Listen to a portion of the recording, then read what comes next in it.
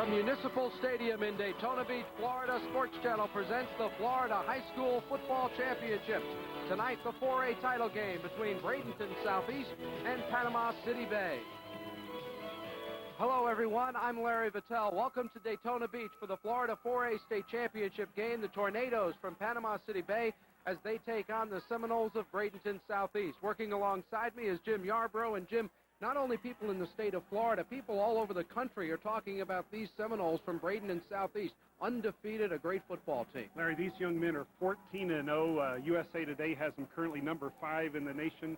If they can win impressively here tonight, they might move higher than that. But you got to be excited to play in a state championship and to finish undefeated. A tremendous opportunity for them. A great opportunity for them and a great challenge for Panama City Bay. Let's take a look at how the Tornadoes got through the state playoff wars to get to this ball game. Well, the Tornadoes actually finished second in their district, and for the first time in Florida high school history, the number 2 team in each district qualified this year, and it was Rutherford that actually won the district and had beaten these Bay High School Tornadoes earlier, but they came back to beat Rutherford in that final playoff game 38-0. So these guys have been underdogs all year, and they've been led by an outstanding running back. Just a sophomore, Mac Pittman, over 800 yards in the regular season, 14 touchdowns. He's a guy that Bradenton Southeast is going to have to watch very carefully. Now for the Seminoles of Bradenton Southeast, this is a football team that came into the year with high expectations. They've beaten everyone, even the 5A powers. You're right, Larry. They've been favored in just about every ball game, but on their road here to Daytona Beach, they've had some very tough battles. We were talking to the coaches before the game, and they were saying that up into the fourth quarter, each one of these playoff games was a very close match. But obviously, they're a talented team, and with a shutout of Deerfield Beach in their final tune-up, they ought to be ready to roll tonight. A talented team with a lot of depth, and another very talented running back, Dyro McMillan, 20 regular season touchdowns. Well, we talked about the sophomore Pittman. McMillan's a junior, 2 underclassmen leading these ball clubs. McMillan with 20 touchdowns, 859 yards rushing. He's the go-to guy for the Seminoles in that offensive attack. Now, this is also a very interesting coaching matchup in this ball game for Panama City Bay. Jim Scroggins, Paul Meckley, the head coach at Bradenton Southeast. A little different history for these guys at their schools. Well, Meckley's in his 13th year at Southeast, and what a job he's done. And Jim Scroggins only in his 2nd year at Panama City Bay. He was a coach at my former alma mater, Arcadia DeSoto, just a couple of years ago. But he's a winning coach, and he brought a winning tradition up to the Panhandle.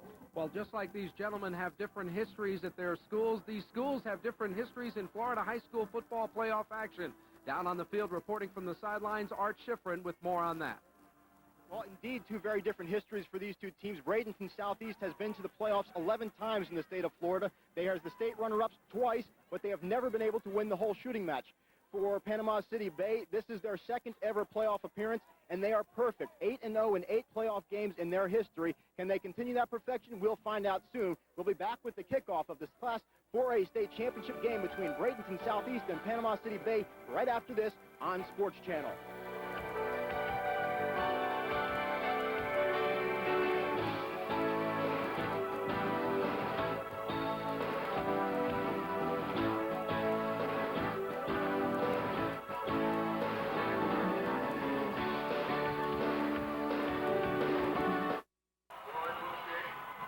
Welcome back to Daytona Municipal Stadium, where the 4A championship game is about to get underway. Bradenton Southeast declined the toss. They deferred the option to the second half. Line drive kickoff by Boyd is picked up by Bay and wrapped up deep in their own territory. Panama City Bay's return man, LeBaron Burden, is spun to the ground, and Bay starts deep in its own territory.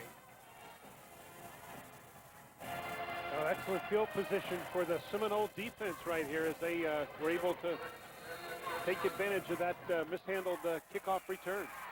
The quarterback, Chris Moore, for Panama City Bay, the Tornadoes. They run much more than they pass, about 3-1 their yardage differential out of the wing T. Running right side, not much there. Brian Humphrey, and he is dropped, and he might not have gotten back to the line of scrimmage. Humphrey, Mac Pittman, he's the standout running back, just a sophomore, along with Tillahun, Grieve, and Myers. Chris Myers, the super senior tight end for Panama City Bay. Up front, the offensive line of Christian, Kotek, Moore, Strandenberg, and Dyer. Keep an eye on Larry Strandberg, number 51, the right guard. He's a good one. He can really get out and pull.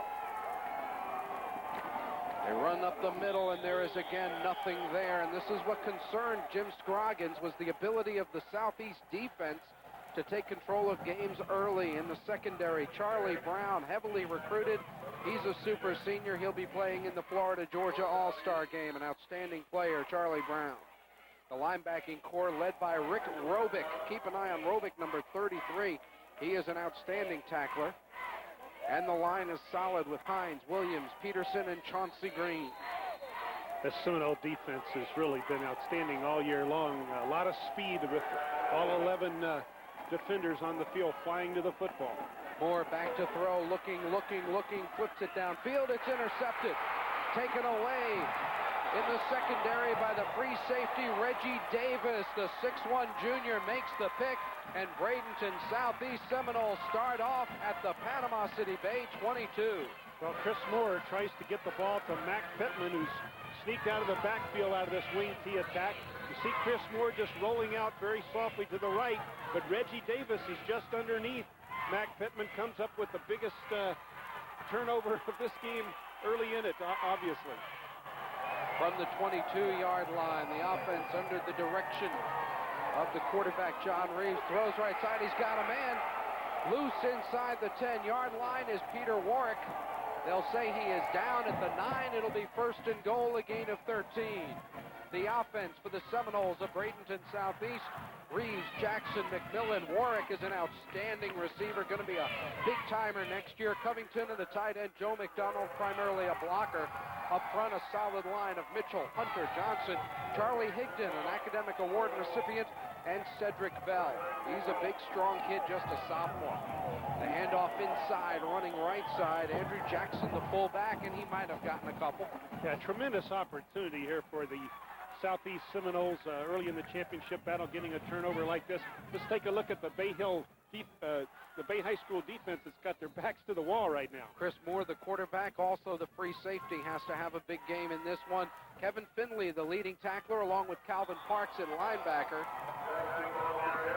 And up front, Pongratz, Milton, Myers, and Covington. Chris Myers, the tight end, also a very good pass rusher, with 4 quarterback sacks and one of their leading tacklers as well. The ball is marked just inside the 7-yard line where it's second and goal. You got kind of a power eye backfield right now, and they'll run right behind it, right side, still on his feet. Touchdown, Dyrell McMillan. Now, McMillan, just a powerful running back out of that power eye, as you described it. He's 5'11", 195 pounds. That's just power football right off tackle, and they take advantage of the early turnover and pound the ball just off tackle to get the first score of the game. Now, you got to realize that the Bay High Tornadoes had only given up about 50 yards a game rushing during the regular season to their opponents.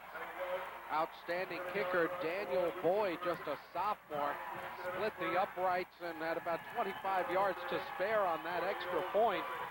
And we have played just a very few moments in this 4A championship game, and already Bradenton Southeast with a 7-0 lead. Running behind the right side of their offensive line, Charlie Higdon and Cedric Bell.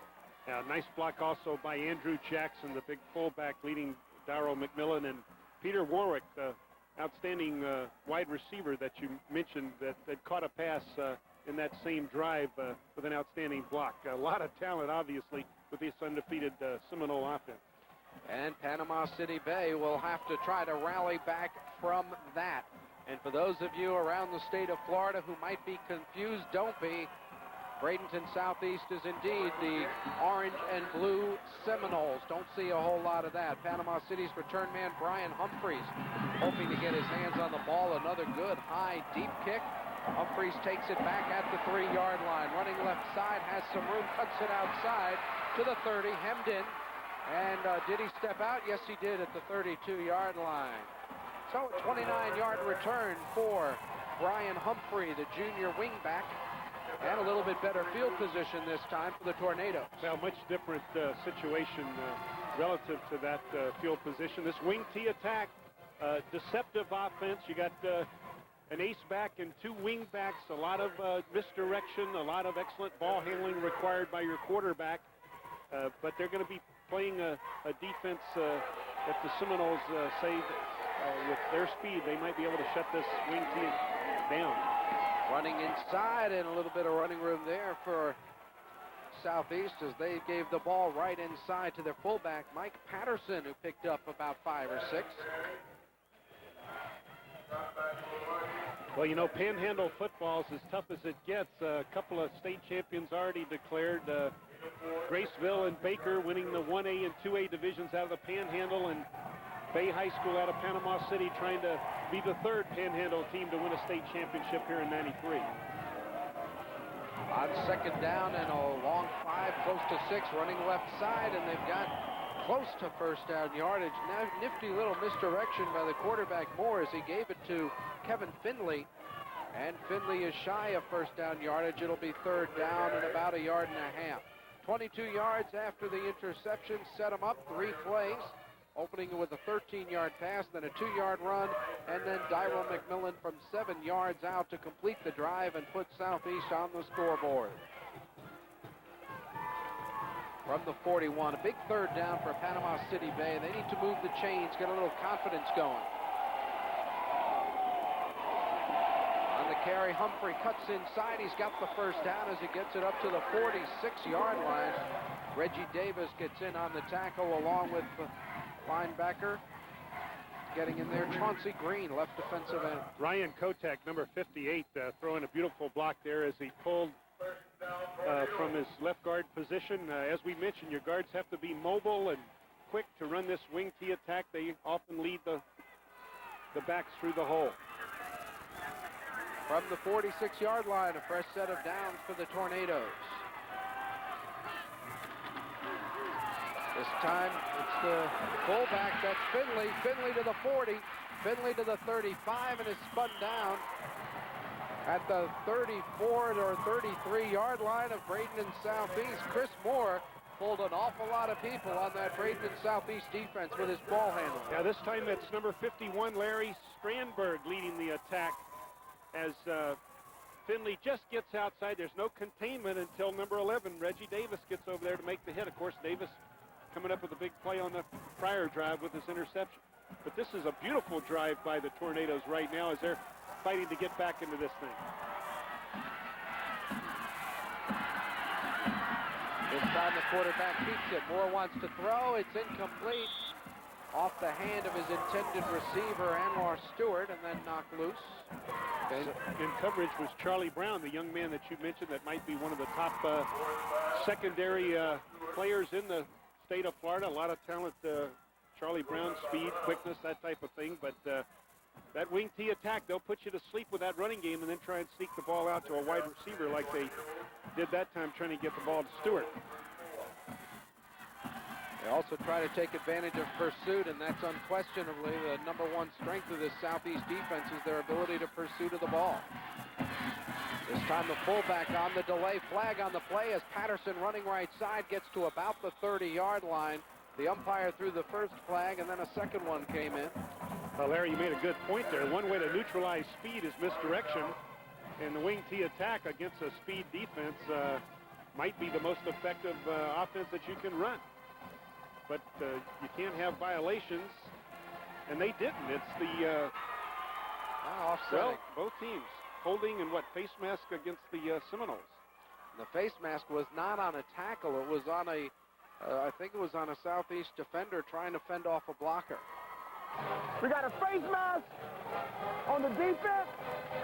We got a hold on the offense. They're offset. We're going to do the down on, replay the down. That'll make it second down and 10. Let's take a look, see if we can find the face mask. There it is right there. It's number 33, Rick Robick, the outstanding inside linebacker. Inadvertently grabbed the face mask, but double penalty, they're going to do it over. Makes it second down and 10, just inside the 34-yard line for the Tornadoes. Shift out of their wing T. Running right side and not finding much room. Humphrey gets down to about the 31 before He is racked up by a host of Bradenton Southeast tacklers. Alfonso Roundtree, the strong safety, in on the play. Also, Rick Robick, that outstanding inside linebacker, number 33, with the first big hit. Humphrey with 331 yards during the regular season for the Tornadoes. You watch them shift prior to the snap, and they'll shift the power of the formation by having the wingbacks rotate from time to time. This is a third down, a big play, man in motion. It's Finley again with the ball, and he fights his way inside the 24, and he may have it depending on the spot. He didn't get a great spot, and they may have to measure here on fourth down as the little wingback play again. Kevin Finley end up with the football. I never saw the ball being handed off initially. Oh, it's a double. It's a double handoff, that's why. Excellent by Humphrey, who got the ball initially from Chris Moore. Then he gives it to Finley. Three guys handle the ball so quickly, you're not sure. It's like a shell game, isn't it? It'll be less than 6 inches either way, and they made it by 6 inches. So it's a first down at the 24-yard line, and Panama City Bay, after giving up the turnover and the early touchdown, has turned around and driven the ball right down the field against this highly touted Bradenton Southeast football team. Chris Moore on the year. You love that touchdown-interception ratio if you're a coach, 8-1. Unless, of course, you're the defensive coach, in which case you think it ought to be the other way around. Moore keeps it. Looking deep, in trouble. He's going to be sacked back at the 37-yard line. Big pressure from Chauncey Green. Well, just a tremendous effort by Chauncey Green. You know, they will attack this defense. Chauncey Green, I don't know if he just defeats the block. Yeah, looks like he just defeated the block, got upfield so quickly. Chris Moore had no chance to get the ball downfield, and that's a huge loss, a big turn of events for the Tornadoes. They were having excellent success with their running game, and then they try and sneak the pass in, and they're thrown for a big loss. Second down, 23. Coach Scroggins there kind of in the middle of the picture with the glasses. And his team calls timeout with 5 minutes and 2 seconds remaining in the opening quarter here in the Florida Class 4A State Championship game. Jim Scroggins and Panama City Bay, a big scoring opportunity here, but it's tough when you take a 13 or 14-yard loss on first down. There's the Scroggins, who also had a stint at Arcadia DeSoto, coached in Jacksonville before that. 127 wins, 72 losses. Yeah, and he had a losing year last year in '92, his first year with the Tornadoes, but he quickly turned it around in '93, didn't he? These young men, 12-2, they were the underdog all year long, with Rutherford being the #1 team in their district. They lost to Rutherford during the regular season, but they came back to finally beat them when it counted in the district playoffs. And they've been the underdog in this game prior to the kickoff, and then they spotted Coach Paul Mackley 7 points so quickly that you thought, well, maybe Bradenton's going to jump all over. Paul Meckley has such a young football team. In fact, most of the people will tell you their junior class is better than their senior class, and they could very well be back here again. Of course, Paul Meckley struggling along with 114 wins and only 33 setbacks. Second down and long. Looking for the swing pass. It's covered. Moore has to take off. He's got a few yards, and then he'll be dropped right around the 30-yard line. Ran straight into a Southeast tackler and fought him off. That was Alfonso Roundtree, but then Roundtree got some reinforcements, and the gain of the play is about 7 yards. Obviously, their straight drop-back pass are trying to get the ball downfield. I don't believe this was any quarterback draw at all. The play just broke down in the pocket, and Chris Moore, with his athletic ability, scrambled for whatever he could get. Big third down conversion here now for the Tornadoes. Inside 4.5 minutes to go in the first quarter, 7-0, Bradenton Southeast on top. Moore keeps it, running left side, sets up and fires, overthrows an open receiver. He had Patterson, the fullback, down around the 20-yard line, but he overshot him. And now let's see what they do on fourth down. I don't believe their field goal kicker can kick it from 47.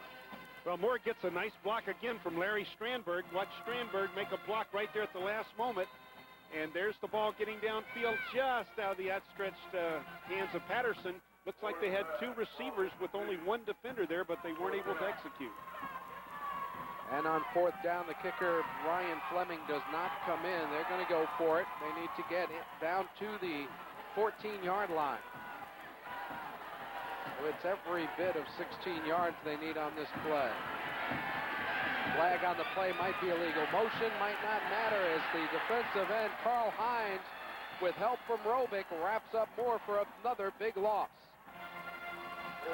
Well, with the field position right here that they were facing, they had no prospect of a field goal. A punt would do them very little good, so they decided to go for it, and excellent pressure by the front four and the blitzing linebacker Robick. And it was illegal motion. Let's get the official call. We got illegal motion on the offense. It's declined. It'll be white ball first down. Well, that's not what they wanted to happen. They wanted to at least gain a little bit of yardage. They didn't want to lose yardage and give the Seminoles better field position. But the Noles have the ball on their own 40 right now after a stiffening up on defense and shutting down that wing T attack of the Tornadoes. And Southeast goes on offense. They throw it out in the flat. Catching it is Warwick. He slips and falls for a loss of almost 5. Little wide out screen. You see that from the University of Florida football team all the time. This time they run it with Peter Warwick. Well, it seems like it's been forever since Southeast had the football. You know, they didn't have it long, and they scored so quickly, and then the Tornadoes came back with an excellent offensive series of their own, and now the Seminoles do have the ball back, but only for the second time in this first quarter. 3.5 minutes to go in the opening quarter. 7-0 ball game. 2 receivers split out to the right side.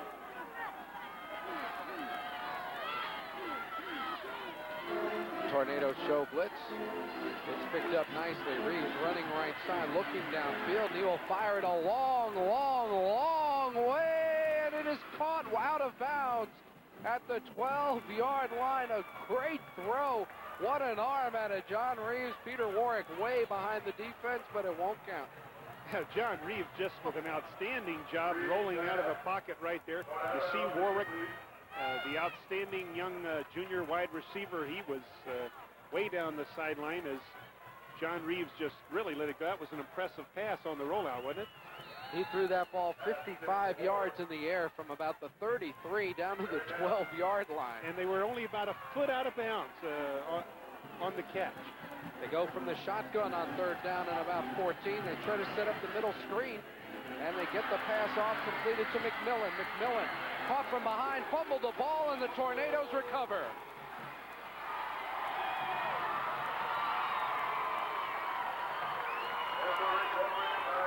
Well, looks like it's Calvin Parks, number 50, that comes up with the recovery. It's an excellent screen pass. It's run very well, but Parks was out there to pick up the ball. I wasn't able to pick up the number of the of the Tornado defender that destroyed the screen initially, but it was Parks who got the turnover. So the Tornadoes get it back in Southeast territory with 2:50 to go first half. Here's Humphrey right side, and he is buried by Robick after maybe getting back to the line of scrimmage, picking up the foot or so. Rich Robick, 6'2", 228-pounder, the Florida Class 4A football player of the year. Well, and he runs sideline to sideline, doesn't he? As we've seen him this evening make all kinds of tackles from sideline to sideline as he chases down these talented running backs of the Tornadoes. That's Humphrey right there that's a bit shaken up. Brian Humphrey will head to the sidelines. I don't know. It's actually acting like he might have gotten poked in the eye. He's reaching up at that his right eye, so hopefully nothing too severe.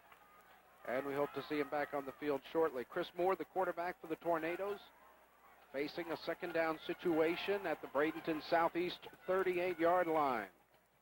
Well, they've got some young running backs, don't they, with Humphrey being a junior and Pittman being a sophomore. Chris Moore is a senior leading this wing T attack, but some talented young backs behind him. LeBaron Burden, number 42, also a junior. On 2nd and 10. That ball, they tried a little reverse play again inside. This time it did not work at all as it's broken up and a loss on the play. Chauncey Green. Watch number 45, Chauncey Green. It's a double handoff again. Moore with the first handoff to the first wing back, and then ultimately the ball getting to Adisu Tillahun. Adisu Tillahun. Easy for me to say. I've been working on that for 4 days. You don't run into too many Adisus when you meet people at parties. That's for sure. On 3rd and 12, Moore wants to throw. He fires. It is in and out of the hands. Incomplete. Broken up by Charlie Brown. The intended receiver was open, Anwar Stewart. Anwar Stewart seemed to have the ball, but Charlie Brown knocked it away. You see Stewart looking back and saying, "Who hit me? I had that pass." Momentarily, he had it. If he'd not been hit, he would have maintained possession, but was it Charlie Brown that came up with a big hit? Well, he's a good-looking defensive back, and now punt formation for the Tornadoes. Joey Peluso, senior, averages about 40. Pretty good coffin corner ability. We'll see if he can drop it down inside the 10. Peter Warwick is deep. That's a wobbler, but it may get the job done nicely. Has a hit at about the 9, and they'll say it crossed the sideline at around the 11 or 12-yard line, and that's where Bradenton Southeast will begin its 3rd offensive possession. And Peluso did do the job right there. That's exactly what they wanted. There is a flag on the play at the 40-yard line. Let's check it out with the referee, Carlos Fenn. Whoa, personal foul against the Seminoles. Big break. Was that a dead ball play, or maybe it was after the kick? Let's see. It would be enough for a first down if it's a 15-yarder before the kick. If it's after the kick, then it would not be. If it's after the ball itself was kicked, then it would not give the ball back. Right. Well, here's the story. We got a personal foul on the defense. There's a 15-yard penalty. We got a first down. Oh, it was a live ball personal foul before the change of possession. You got to wonder what happened. Someone must have done a head slap. Let's go down to the field to Art Schifrin. Well, there you hit the nail right on the head with Humphrey. He did indeed get poked right in the eye, in his right eye, and he says that he's okay and we'll be back in the ball game in just a few minutes. Okay, thanks a lot. Art Schifrin down on the sidelines for us. And what a break for Panama City Bay. First down at the 25. Well, Brian Humphrey is on the field right now at one of the wingback positions. The fullback carrying from the quarterback position. That's Mac Pittman acting as the quarterback. Gets it down to the 9, 1st and goal. Yeah, Pittman's listed as a running back and defensive back. But this time he plays the quarterback. Another beautiful block by Strandberg. Larry Strandberg, number 51, doing a beautiful job leading the way for the big, powerful running back, Mac Pittman. 1st and goal for the Tornadoes as they try to tie it up. Trailing 7-0 with 1:15 to go in the opening quarter. This is Patterson running right side, and he might have gotten a yard before he is straightened up and drilled backwards by the defense for Bradenton Southeast, led by Thomas Jefferson and Charlie Brown.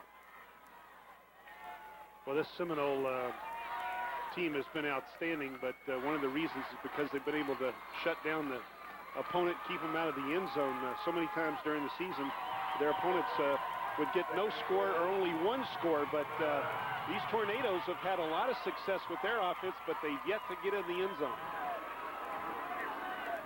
That is always the name of the game. You got to cash it in here for Panama City. And a whistle beforehand is probably going to be a call of encroachment against the defense. The umpire came up and tapped the nose guard on the shoulder.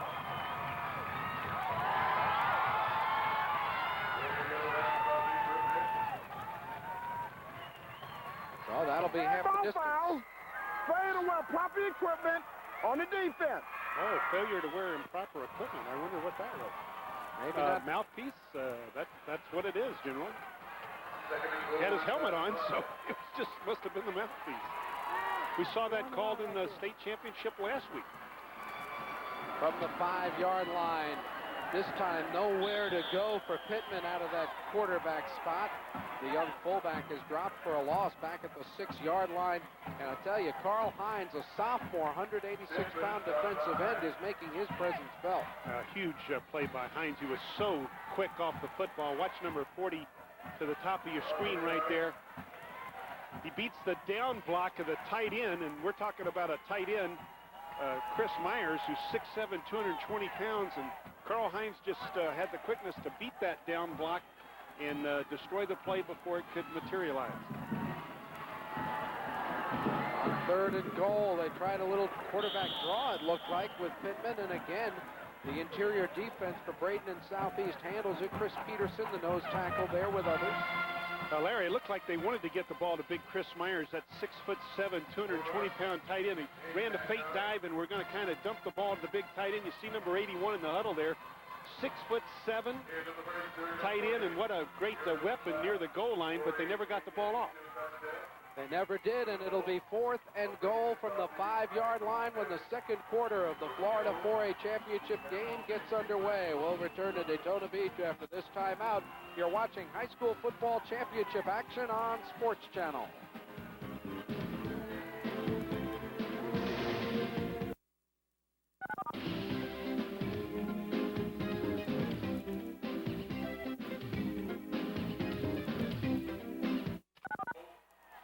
The second quarter gets underway with 4th and goal for Panama City Bay's Tornadoes at the 5-yard line.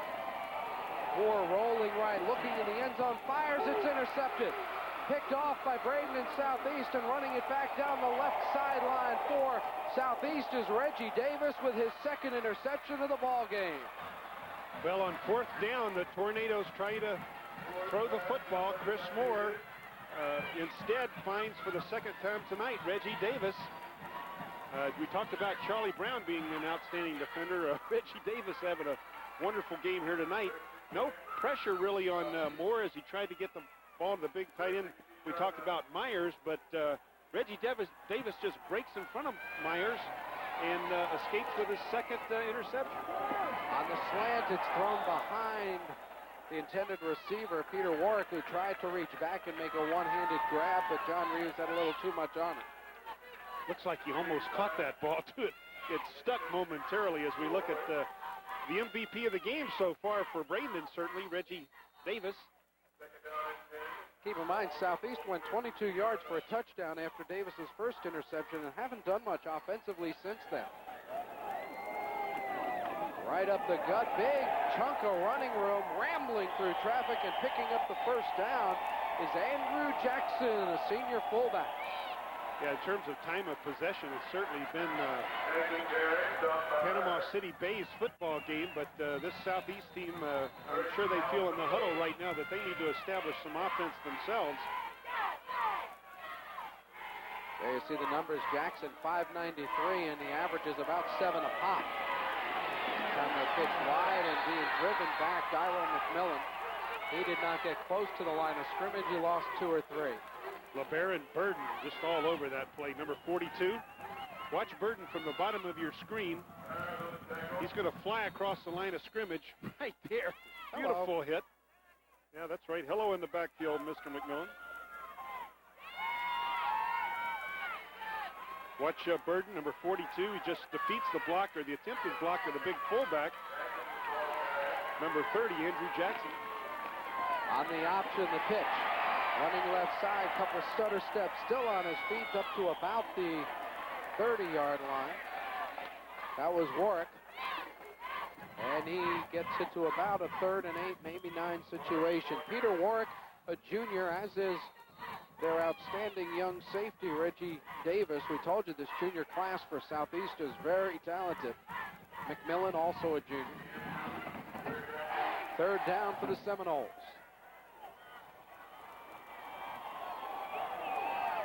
Two wide receivers to the right, one to the left. They run the option. And a nice, quick open field hit and tackle is made for Panama City by LeBaron Burden once again. Well, 2 plays in this series, just beautiful job done by LeBaron Burden. Initially, Chris Myers is going to have the quarterback on the read option right there. He forces the pitch, and then it's Burden who just destroys the play for the second time in this series. 2 return men will be back for Panama City as they get ready for the punt. We talked about the speed of the Seminole defense. I think the speed of Panama City Bay is just as impressive. Pittman is deep to receive. There's a high and relatively short kick that'll be hitting at the 45. And it takes a little Bradenton roll for about 6 yards to the 39-yard line. But this Panama City Bay defense, Jim, really doing a nice job against an extremely talented Southeast team. Yeah, I don't think we've paid them enough tribute, really. We obviously, with Southeast being 14-0 and having the tremendous year that they've had on defense, but these Tornadoes have been just as impressive on offense and defense. Really, I think they've actually controlled the line of scrimmage. There's a flag back at the 25-yard line, which is in the offensive backfield for Bradenton Southeast. Let's see what this one is going to be as they go back there. Doesn't seem like either team is celebrating whatever the officials have decided. Well, the Tornadoes want to push them back if they can. Maybe they'll get off.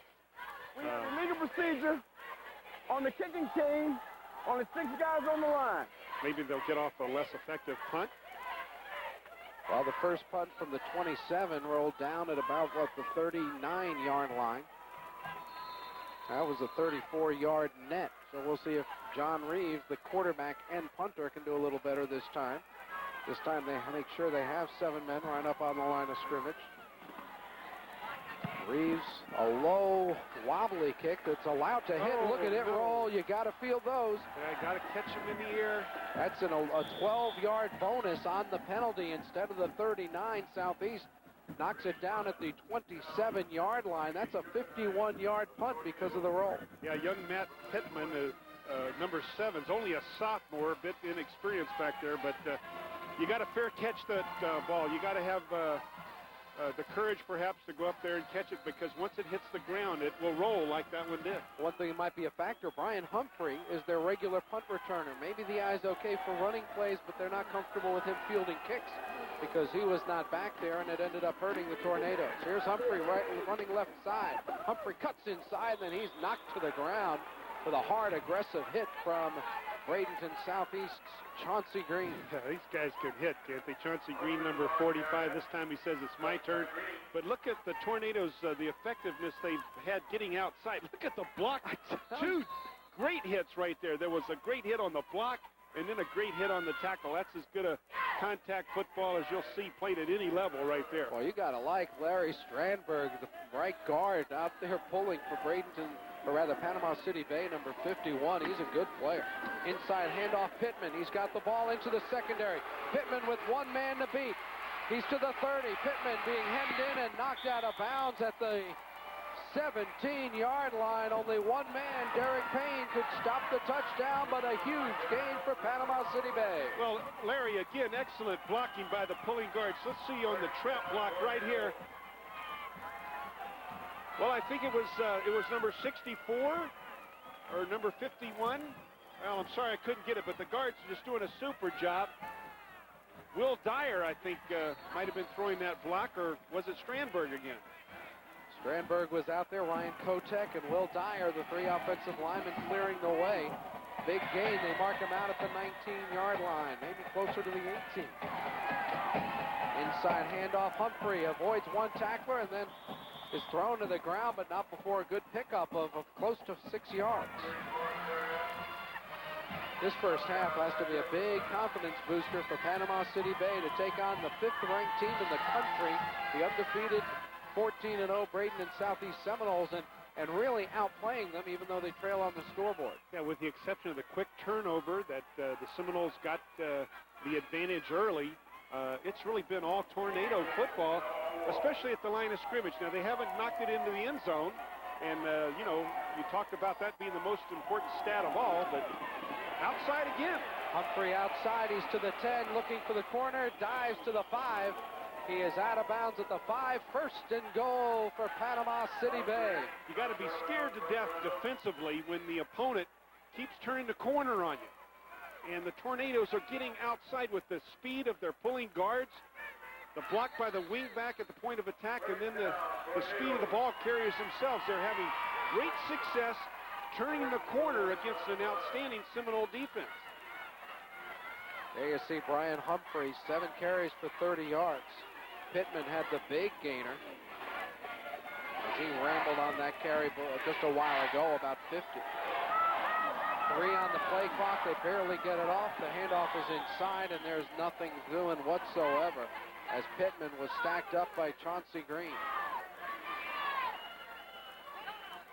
Chauncey Green listed at 6'2", 214. He was a junior playing defensive end in this Southeast scheme.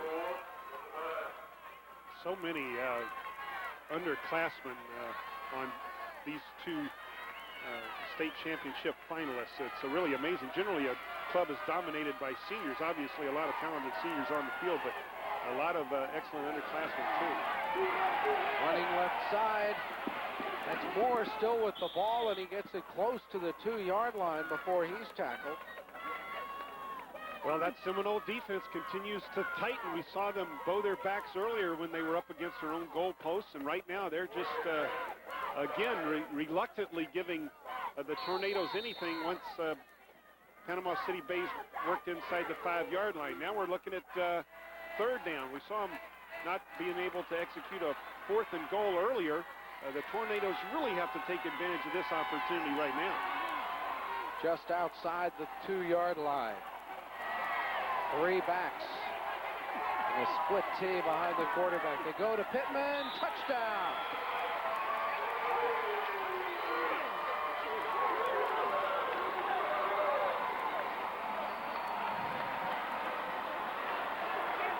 Well, at the top of our telecast, we focused in on the 2 underclassmen running backs. Pittman and McMillan each have scored a touchdown. And Shane Christian, number 73, the big left tackle, and the lead block by Humphrey, and the touchdown by Pittman. And we got us a tie ball game, maybe. Here comes the kick, but this is great high school football that we're seeing here in Daytona Beach tonight. Ryan Fleming, number 11, to try the extra point to tie the game, and we've got a flag. Jumping in the neutral zone in high school football is a violation. Let's see what they're going to call. All movement on the offense. Yeah, it appeared Will Dyer. He's the one who stood up and turned around and started walking back right away. So that makes it a 25-yard extra point. Ready, ball. False start on the offense. 7-6 the score, 6:03 to go in the first half.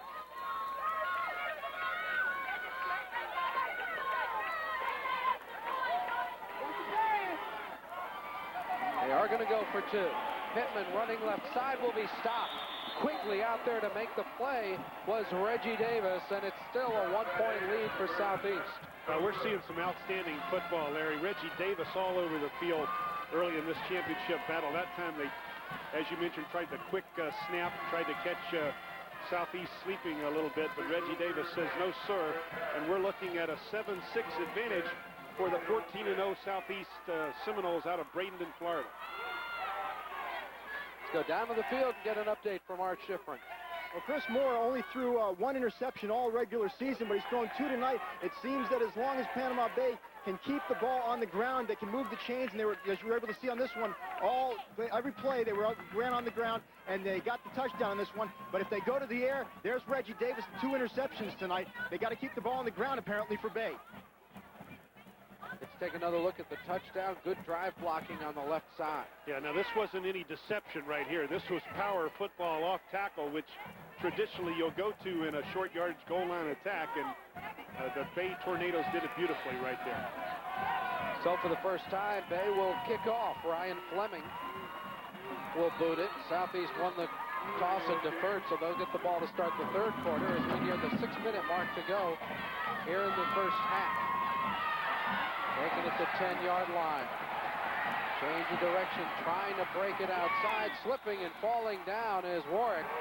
And he's dropped at the 25-yard line. Peter Warwick trying to do a little shifty footwork, but there's some real bald spots on the playing surface, and they may have trouble getting a grip in certain areas. Yeah, the Bethune-Cookman Wildcats, this is their home stadium here in Daytona Beach, and it's a centrally located venue for a state championship battle. Daytona Beach, one of the classic vacation spots here in Florida, and they're doing a great job hosting this championship. Let's see if Southeast can get some offense right up the middle. Patterson rambling to the 45. He's in the loop. Patterson to the 40. Patterson that run down by Moore at the 19-yard line. But it's a 56-yard run. Correction, that's Jackson. Andrew Jackson, the fullback for Southeast. Now, Andrew Jackson's almost looking for people to run over right here as he breaks through a gaping hole so quickly. Runs away from an arm tackle right there. Now watch him. He's going to go right after Payne, number 1. Well, it's Chris Moore. He's going to go after Chris Moore, who tried to tackle him right there. Big gain for Andrew Jackson, who's primarily used as a blocker, but not in this case. And now the back judge calls timeout. Let's see if one team signaled 40. We haven't gotten an indication. He wasn't ready to reset the clock. Okay, now we're set. 19-yard line for Bradenton Southeast, which leads by 1. They go inside McMillan. And he'll be driven back from about the 16-yard line. Calvin Parks, the inside linebacker, makes the tackle. 73 yards on 7 running plays before they got into the end zone, and the extra point failed after the false start. They were going to kick it. They went for 2 after that and didn't get it. Well, now the Seminoles come out with a vengeance right here. It's almost like their pride was hurt that Bay came back to tie it up with them. Darryl McMillan, outstanding ball carrier for the Seminoles, now split out. On second down, John Reeves barks signals, takes to the fullback. He still has it, and he flipped it up. It's picked off by Parks. Calvin Parks will be chased from behind. He's to midfield. Parks to the 40. Parks will be caught at the 30 and dragged down at the 23-yard line as Calvin Parks takes advantage of a very risky play by John Reeves. Yeah, what a play this is. John Reeves is trying to throw the ball away so he won't be tackled for a loss, but instead he almost pitches it to Calvin Parks. He's going to sprint down on the option. There's the fake to Jackson. Now, where's my tailback? Actually, the ball was knocked away from him. I don't think he really intended to pitch it at all. He was hit in the back, and now it's a race at Daytona Beach. Here we go. It's the Firecracker Pepsi 400. But it's Calvin Parks who doesn't have enough gas in his tank and has to come into the pits before he gets to the end zone. Warwick ran him down. They try the inside handoff. Nothing there this time for Patterson. Mike Patterson tried the middle and was driven back after he might have lost a little bit, as a matter of fact, back to the 24-yard line. Larry, it did look like initially the ball was knocked away from the quarterback, John Reeves. Didn't look like he really wanted to make that pitch. He was looking for a tailback, and he was hit with such force in the back that the ball just popped out. You know, the first time we saw it, and it looked like he just tried to throw it to get rid of it, but obviously that was not the case. Inside handoff again, Ryan Humphrey. Nice tackle is made. I tell you one thing, Reggie Davis, 6'1", listed at 161, junior, number 11 for Bradenton Southeast, has the look of a tremendous football player. Well, you said Charlie Brown was their super senior representing the state of Florida against the state of Georgia this summer in the high school all-star game. Charlie Brown, number 6. Reg Davis, he's playing a world-class ball game out there at safety, number 11. You're looking at a very tired running back right there, Brian Humphrey. He's looking for some air. There you see Mac Pittman, the sophomore, with the 2-yard touchdown run. 7-6, and now they trying to take the lead on second down. Moore still has it, looking deep down the middle. He throws, jump ball, deflected, caught for a touchdown. Panama City Bay. Brandon Grieve catches the deflection for 6.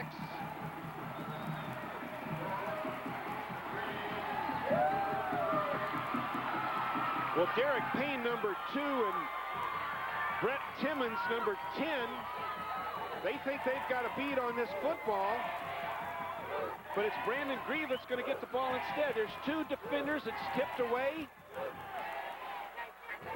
and it's a touchdown for the Bay Tornadoes. Brandon Grieve, number 82. Going for 2. Moore is hit again. He's in for 2.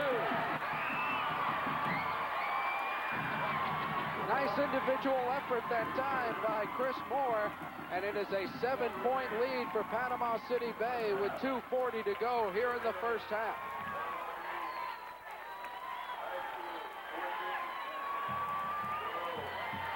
Now you're talking about an offensive attack that Mac Pittman led with 11 receptions during the whole regular season, and they come out throwing. Tonight, a couple of them have gone to Southeast, but this time, Chris Moore's on target after the ball's deflected, and Bay has a touchdown. Excellent defense. He couldn't do more than that except knock the ball into the ground, intercept it, but it was just sometimes luck is on your side, sometimes it's not. That time, Bay had the luck. Still plenty of time left on the clock. Bradenton Southeast with 3 timeouts, 2:40 to play here in the opening half. But Panama City Bay, the Tornadoes, who bounced back from a regular season loss to rout Rutherford in the semis 38-0, and today they are outplaying the undefeated #1 team in the state, Bradenton Southeast. There's the kickoff. It'll hit at the 15-yard line and right through the legs of Warwick. Warwick hasn't touched it yet. What's he doing? And it's Panama City Bay, ball at the 8-yard line. Oh, my goodness. That's a live ball, and he got away from it. You don't know what he was thinking. Maybe he thought he was in the end zone. I don't know. Unbelievable. You cannot let a live ball go. It goes through his legs. Now, I think he said it didn't touch it, so momentarily he's thinking he's okay. Warwick thinks he's okay because he didn't touch the ball, but what he forgot is it's a live ball. Oh, my goodness. Kevin Finley recovered it. Reminiscent of Notre Dame in the 1980 Sugar Bowl when they didn't field a kickoff against Georgia. You see, Larry, the ball didn't hit him, so he thought, well, I'm off the hook. I didn't touch it. And then he forgot, oh, my goodness, it's a live ball. But the Bay Tornadoes did not forget. No, they did not, and I believe that Paul Meckley has called a timeout for Bradenton Southeast. He's got to get his Seminole defense fired up about keeping Panama City Bay out of the end zone, or the Tornadoes will have grabbed control of this ball game. Well, there you see Coach Paul Meckley along the sideline. He cannot believe the misfortune. His team giving the ball up, so quickly. They had a beautiful drive a few moments ago before they gave the ball up on the what was an interception to Calvin Parks. Then Bay went in and got it in. There you see Coach Meckley. He's obviously very upset with the turn of events here, but I would say momentum's on the Tornado side of the field right now with the events that we've seen happen. 2:32 to go in the first half. Pittman, the quarterback. Pittman and a quarterback can't get back to the line of scrimmage. He lost a yard and a half. That was super defense right there by the Seminoles. They were just swarming to the football, at least 5 or 6 of them getting to the football, led by number 52, Chris Peterson. He's another underclassman, a junior. This is not a big football team. The last scoring drive, 3 plays, 23 yards, 1:35 on the clock, all set up by that long return of the fumble by the quarterback, John Reeves. And now another big play, not fielding the kickoff, has Bay knocking at the door again. Tornadoes 2nd and goal. Moore wants to throw, it's batted down. Oh, that looked like a broken play right there. I don't believe that Chris Moore handled the ball properly. It looked like he missed the handoff, or at least the fake to the dive back. It was Timmons who got a hand on it, number 10 for the Seminoles. Yeah, he's a junior too. 3rd down and goal. The Tornadoes break the huddle late. They've got 7 to get the playoff. With 2 on the clock. They do the double handoff, and there's nothing there. As being driven back from the line of scrimmage is Adisu Tillahoon, and it's 4th down, a field goal attempt coming. Well, an excellent job by the Seminole defense right there. I know that the Tornadoes wish that they could have gotten another 7, as they are the underdogs in this championship battle, but they'll have to settle for 3 right here if they do in fact kick the field goal. They're shifting right now into the formation.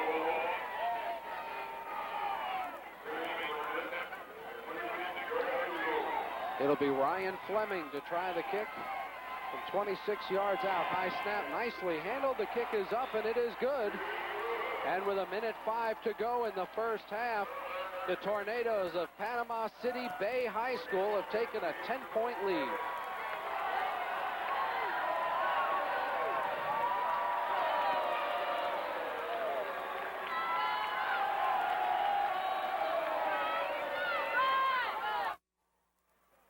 Well, how about that?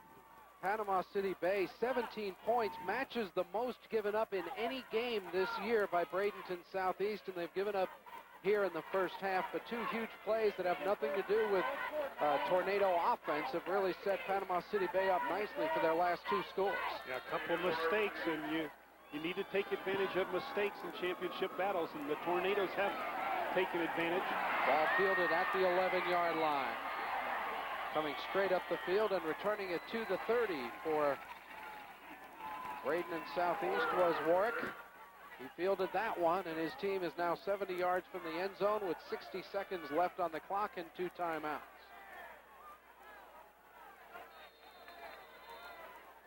They're a little bit shaken up on that kick coverage for Bradenton Southeast. Andrew Jackson, he's a fullback who had that long run on their last possession prior to the turnover.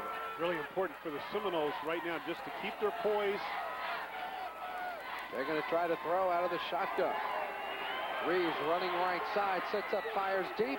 He's looking for Warwick, and a diving catch at the 22.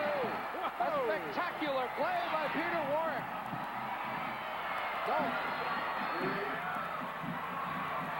It's Covington, Kevin Covington with his first catch of the game.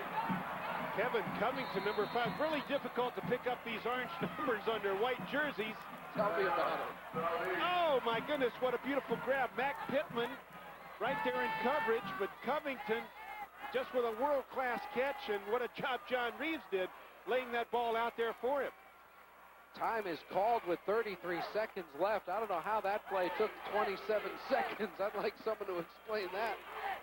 It went from 1 minute to 33 seconds before it stopped, but now 22, 23 yards from the end zone. Bradenton Southeast could look for a chance to score. You see Coach Scott Taylor right there, who runs the offense, or helps run the offense with Coach Paul Meckley. Coach Taylor has a lot of confidence in John Reeves, his quarterback, running that read option. And he must have a lot more confidence in him now throwing the football, too, because Reeves, being a talented athlete, has gotten the ball a lot this season to Warwick, but that last catch by Covington was unbelievable. Reeves has 15 touchdown passes on the year. He's been intercepted just 3 times. 33 ticks of the clock remain here in the first half. 17-7 Bay on top. Reeves on the slant, overthrows his intended receiver. That was McMillan, I believe. Yes, it was Dyro McMillan. He broke it inside. The throw went to the outside. Well, we've seen some exciting football tonight, haven't we? I tell you what, these kids are playing lights-out football. Of course, some huge mistakes on both sides of the line of scrimmage, but it's exciting nonetheless. For the fans, the coaches are dying with some of the mistakes that turnovers and such, but it's a fan's delight right now. On second down, looking, throws the slant. He's got his man. Touchdown! That's Warwick. Peter Warwick with the 23-yard touchdown catch and a big score late in the half for Bradenton Southeast. This ball is dead on the butt. John Reeves, 1, 2, 3, step and throw, and it's right between the numbers, except he's only got one number on his shoulder, but it's right in the middle. Little wobble, but perfectly thrown. In coverage, Mac Pittman, he can't believe it. He has no chance to break it up.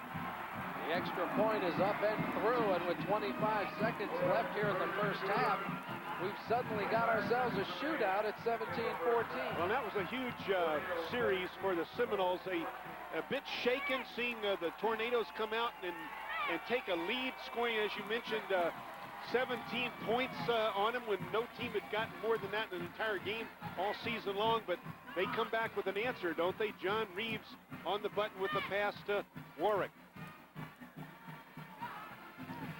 17-14 is our score. Panama City Bay, for them, going into the locker room, assuming the score stays like that, and that's a huge assumption the way this game's been the last minute. That's really got to hurt them to have fought so hard for a 10-point lead and then lose 7. Yeah, but I don't think it'll hurt them that much, Larry, because, you know, they're very confident right now. Sure, they gave up one big play, but they also have some excellent success to fall back on in that locker room. So I think both teams are really actually going to go in the locker room and feel real good about their position in this ballgame.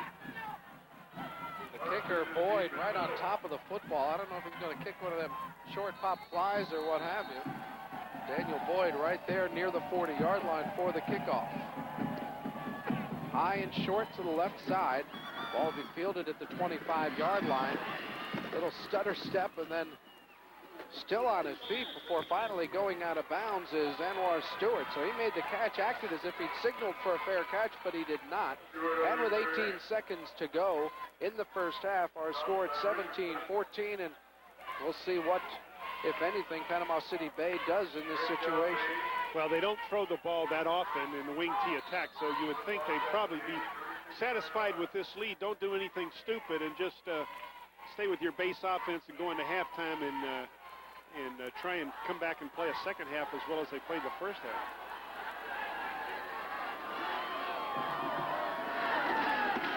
They go right up the middle with Pittman. Pittman gains about 3 yards, and that will be the final play of the first half as the clock winds down here at Municipal Stadium in Daytona Beach, Florida. The Florida Class 4A state championship football game heads to halftime with the Tornadoes of Panama City Bay enjoying a 17-14 lead over Paul Meckley and his #1 Bradenton Southeast Seminoles. 17-14, here our score at half, but as you mentioned, you don't think Panama City will be too far down because they've really outplayed Bradenton Southeast here in the first half. Well, they really have. They took advantage of some huge turnovers. Of course, Southeast took advantage of a huge turnover early, too, to get their first score, but both teams really go into the locker room now, I think, with a lot of confidence that they can be the state champion in this 4A division. Well-coached teams, but obviously the mistakes have hurt both these ball clubs. 17-14 is our score here at the half. Panama City leading Bradenton Southeast in what has been a very exciting first half of football for both Coach Jim Scroggins and for Paul Meckley at Bradenton Southeast. And as those guys get ready to head their troops to the locker room, let's go down to the field with Art. You controlled the ball most of the first half. They were able to move it up and down the field, yet only a 3-point lead at halftime. Tell me about that first half. Well, they're an awesome football team. I don't feel like we're controlling it much. I feel like they are strong and tough, particularly when we get inside their 20 and they get in that goal line defense. We have not been able to handle it. We're gonna have to get tougher when we get in that red zone because they're tougher than we are right now. Any other adjustments you feel like you need to make for the second half? Well, we just got to play good. If they can make great receptions like that guy made on that diving reception, that's going to be tough for anybody. They're definitely big league and had us reeling several times. So, of course, we've had a couple of breaks, too. The guy letting the kickoff roll dead down there. So we've had some breaks. We're just going to have to play tougher. And I don't know if we can or not, but we're going to try to get in there and get them jacked up for 24 more minutes. Okay, thanks a lot, Coach. Best of luck in the second half. And we'll go to halftime. Be back with your halftime activities right after this. The halftime score, the Tornadoes 17, the Seminoles 14. Back after this on Sports Channel.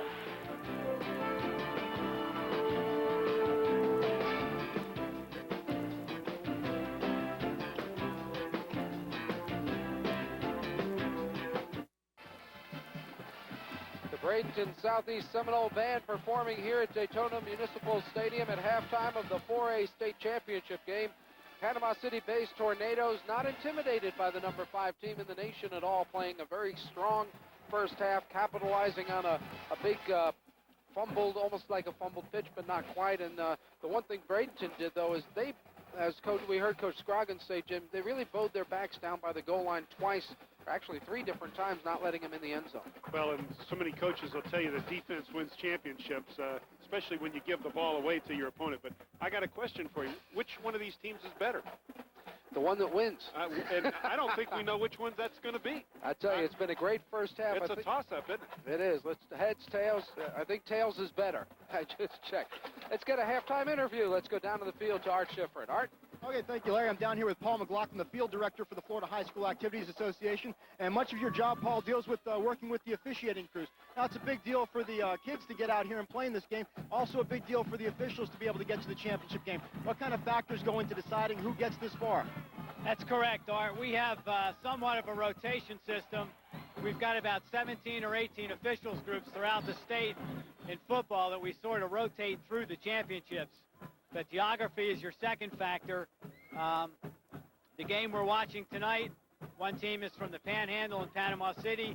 The other team is from the west coast of Florida, and our officials come from Fort Pierce, about as far away as you can get from both sites. Now, you deal with officials not just with football, with all different sports. Do you find it tough sometimes to keep all the rules straight for all the different sports that you deal with? Well, there are some differences, especially on what's considered legal equipment, knee braces and that. Big difference there, but most of the rules are fairly consistent from one sport to the other. Now, you have a big officials conference in Tampa coming up this summer. What do you hope to accomplish there? We're going to try and bring together officials from all over the state of Florida, not just geographically all over the state, but in the 7 sports that we register officials for. We register officials in football and volleyball, basketball, soccer, wrestling, and baseball and softball. We're hoping to have about 500 officials, and we're going to be bringing in some speakers from all over the country to speak to our people about officiating and life in general. Is there any one sport that the officials consider tougher to call than the others? I think it's that sport that the official calls. They're all difficult. They all have their pluses and minuses. But if I could get one little plug in, we are in need of quality officials in all sports. If there's anybody out there in your viewing audience that would like to be an official, we encourage them to call our office, and we'd be happy to send them the necessary information. Okay, very good. Paul McLaughlin joining us at halftime. We'll be back with more of your halftime activities after this. The halftime score is Bay 17, Southeast 14. Back after this on Sports Channel.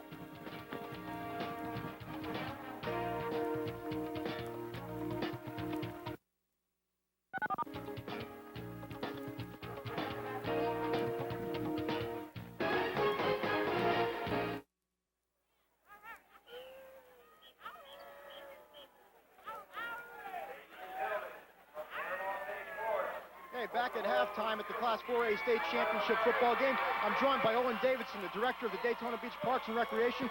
And Owen, you got a lot of people that help in putting on an event like this. Tell me about the staff and all the volunteers. What goes into putting this on? Well, we formed a committee about 6 months ago to get it started, and we've been working diligently since that time. We've got all our staff on board tonight. We've got about 20 staff people out here doing different responsibilities. A lot of committee work is done behind the scenes. And we like to have the committee come out and enjoy the game, so we put our staff to work tonight. Now, you had the games here 3 and 4 years ago. They're going to be back here again next year. When do you start planning for next year's events? Well, we're going to have an evaluation probably at the beginning of the year. Get everybody back together again, talk about it, and kind of sift through things and see what the good points and the bad points were. And then soon after that, we'll take a little break, and probably 6 months out, we'll start all over again. Is it too early to tell what are the good points and the bad points? You have a feel of how things are going so far this year? Well, there's always a few hectic things right before the game starts, make sure everything's up and running. There's a lot of logistical work with the hotels, make sure the teams get in. And they want to come and practice. They want to walk through the stadium and things of that nature we have to work out. But actually, once the game gets started, it's in the officials' hands, and we kind of relax at that point in time. The first week, 2 games last weekend, did everything go like you wanted to then? After we got rolling, we were in good shape. So we had 2 great games. It was a good start for the championship series. So this weekend ought to be good, too. Okay, very good. Owen Davidson joining us at halftime. The score at halftime is Bay 17, Southeast 14. We'll be back with your halftime stats and highlights right after this on Sports Channel.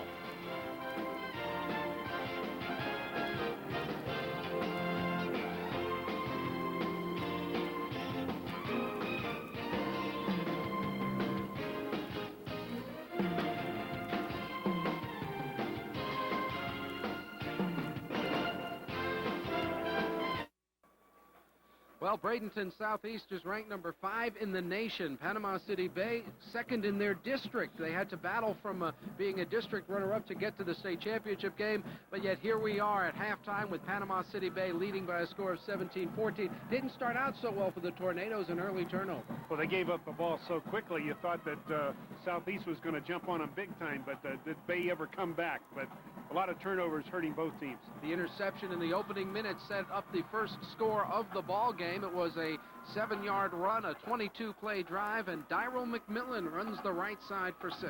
McMillan, the young junior tailback, gaping hole off tackle. This was power football at its best, and you thought, oh my goodness, Southeast is off to a quick start, and were they ever, but Bay comes back. Bay came back with an excellent drive that ended in the second quarter, as a matter of fact, 73 yards all on the ground, and the burly sophomore Mac Pittman powers it in. Now this is power football off the left side of the Bay attack. We saw Southeast with power football. This time it's Pittman coming back with a handoff from Chris Moore. But the extra point was failed. It was a 7-6 ball game, and then another opportunity after a fumble by the quarterback. Reeves was returned all the way to the 23-yard line, a short drive and a deflected pass for 6. Yeah, this is more of a bad break. It's excellent defense. You see 2 defenders jumping for the ball, but somehow it winds up in the hands of Brandon Grieve, number 82, and it's another touchdown for the Tornadoes. After a field goal made it 17-7, a quick 3-play drive, 2 long bombs, including a slant pass for a touchdown to Peter Warwick. Peter Warwick, the outstanding wide receiver, maybe none better in the state of Florida right here. But John Reeves, does he ever do a job? Right on target on the quick slant route, and the Seminoles are back in this thing big time with that touchdown. So that's the way it stands here at halftime with a score of 17-14. A critical drive late for Bradenton Southeast and their coach Paul Meckley, who is down on the field with our Art Schifrin. Okay, we're having trouble with Mike's, so Art cannot talk to Coach Meckley right now. Maybe we'll hear from the coach a little bit later on. Right now we're going to hear from some sponsors, so we'll take this time out. We'll return to the Florida Class 4A championship game after this timeout on Sports Channel.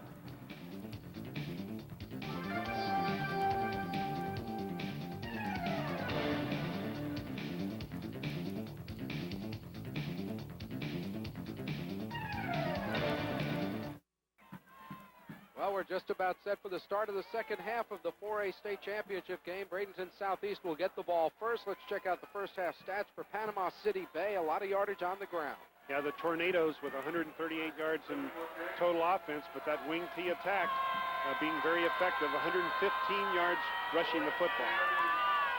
And the kickoff will be taken down and around the 11-yard line. That's Warwick looking for running room right side. Warwick tries to turn the corner, has to cut inside a couple of defenders, and is dropped at about the 27-yard line. So Peter Warwick can't get too far. Bradenton Southeast struggled offensively at times. 81 yards passing, but what was it, 70 on that last drive? Yeah, they're not used to being shut down this effectively. 161 yards on total offense, but the turnovers being critical in terms of hurting them as they trail the Bay Tornadoes 17-14 as we kick off the second half. And the first snap from scrimmage from the 27-yard line. They go up the middle with the fullback. Not much running room at all for Andrew Jackson. Calvin Parks, number 50, doing an outstanding job at his inside linebacker position. Andrew Jackson, he's a load at 207 pounds, 5'11", but you see Calvin Parks, who's a 6'2", 190-pounder, number 50. You see number 44, Kevin Finley, in the huddle of that Bay defense. And it's second down and 9 yards to go after picking up just 1 on first down. Second man through, and there's no running room for McMillan at all. And he might have gotten a yard. That's it. Covington knocked him to the ground. You know, just great line play again by the Tornadoes. You see Covington clapping his hands, trying to encourage his teammates to get fired up. And as always, the first few moments of the second half, very important to both ball clubs in a championship battle. Who wants it? Who's going to take control of this thing? Third down and a long 8. Out of the shotgun, John Reeves. Looks left side, gets it to Warwick. Warwick gets away from one tackler almost and then has to go down short of first down yardage at the 36. The safety and quarterback, Chris Moore, wouldn't let go. Yeah, Chris Moore, we've seen him make some excellent plays this evening. That time he made the first down saving tackle right there as the Seminoles come out throwing the ball in an effort to convert on third down. Twin safeties will be deep. The quarterback, Reeves, is the punter, so you'll always have to be alert for him throwing out of punt formation. Not much of a rush. They're guarding against him running. Good kick. Over the shoulder, fumbled by Pittman. Pittman picks it up and starts running from the 17. He's hemmed in and dropped at the 23-yard line. So not much of a return and not much field position for Panama City Bay after the punt and the muff punt by the fullback McMillan. Or rather Pittman, Mac Pittman. Let's see if the Seminole defense is going to attack that wing T a little bit more. Maybe send those inside linebackers a little more aggressively. But sometimes that's what happened. They get caught up on the inside, and we talked about the Tornadoes getting on the corner so easily in the first half. Maybe that's the priority of the Seminole defense right now. Don't let them get outside. Running right side with Humphrey as blockers, cuts inside. Humphrey will be dropped at about the 32, spun forward about 2.5 yards by a tackler for Bradenton Southeast. That was Peterson throwing him forward, and it ends up being a gain of almost 8 yards. Yeah, Humphrey looks like he's a bit shaken up there. The wing back, you see him come off that left wing right there. Behind the block of Kotek, Ryan Kotek again doing a beautiful job. But here we go again, Larry. The Tornadoes getting on the corner, really causing the Seminoles problems as they continue to get outside. They mark the ball at the 33-yard line, so they give him 9 yards on that carry. Humphrey checks out of the lineup. The quarterback, Moore, is in there with Pittman in behind him at fullback and his 2 wingbacks as usual. And we've got movement somewhere. Might be encroachment on the left side of the Southeast defense. Yep, someone violated the neutral zone, and in high school, they stop the play before it ever starts for the false start on either side. We have a dead ball, encroachment, defense. We got a first down. First down, Tornadoes. So a first down. The referee for today's ball game is Carlos Fenn from the Fort Pierce area. Carlos's dad was my 9th grade PE coach at Lincoln Park 9th grade in Fort Pierce.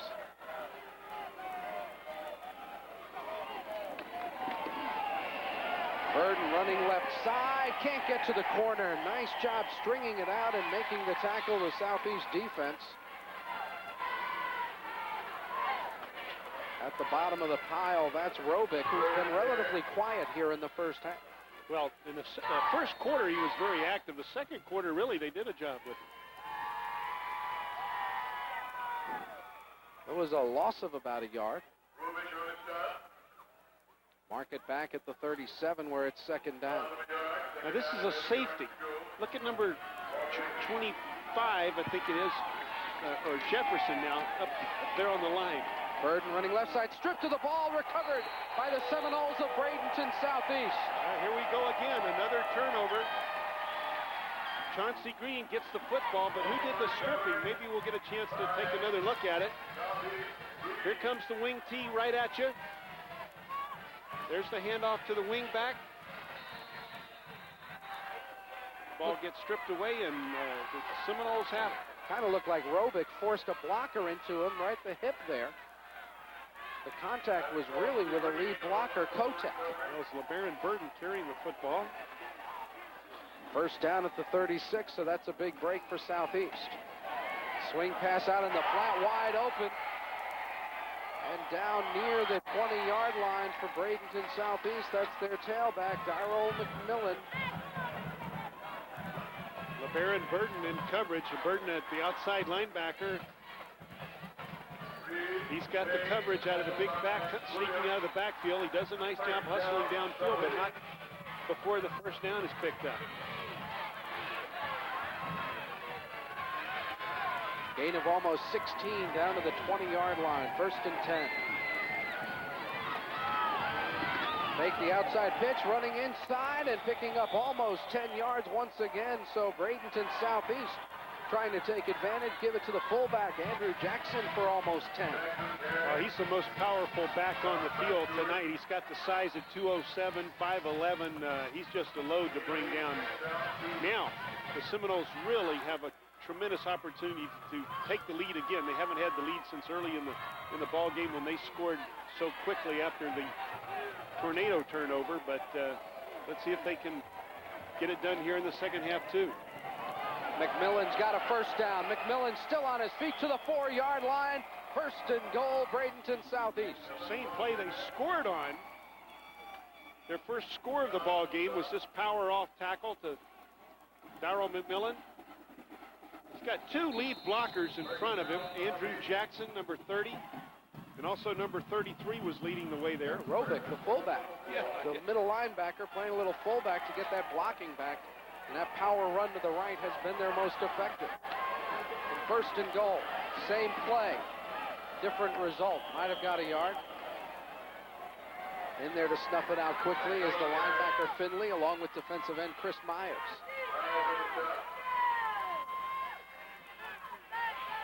Inside 6 minutes to go, third quarter. Paul Meckley and the Bradenton Southeast Seminoles trying to reclaim the lead. They led 7-0. Then fell behind 17-7 before a big touchdown late in the first half. Second and goal, power football, touchdown!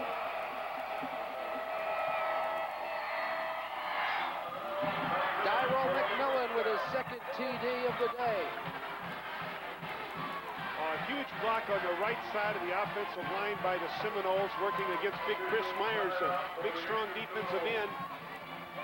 Oh, it's number 88, Joe McDonald. Joe McDonald, look at that block on Chris Myers.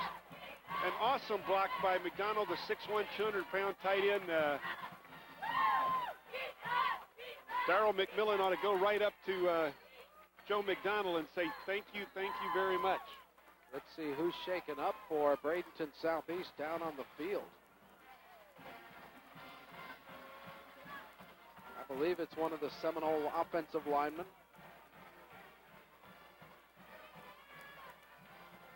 We'll wait and see who it is.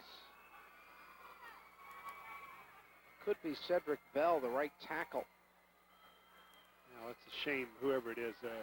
This is an exciting championship battle, and looks like this young man may be out of it. Cedric Bell it is, 285-pound sophomore. They grow him big at Bradenton Southeast on occasion. Of course, Reggie Green, the sophomore at the University of Florida, the left tackle, is a Bradenton Southeast product.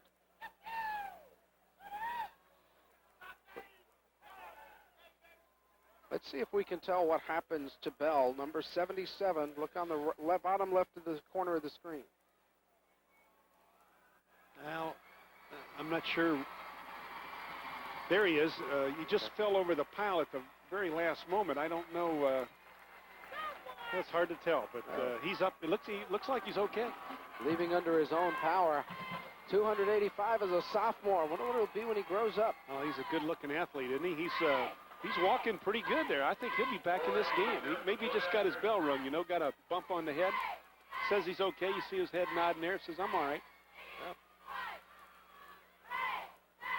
And now the extra point to follow. 3-point game, so this is an important extra point for Boyd if he can put it through to put his team up by 4. Still a long way to go. Big rush, they block it. Right up the middle. Kevin Finley led the rush. It seemed like 3 or 4 different guys from Bay had a chance to block that kick. Well, Finley's not only an outstanding inside linebacker, he does a job on the specialty team here, doesn't he? He was all over that football. Looked like no one touched him.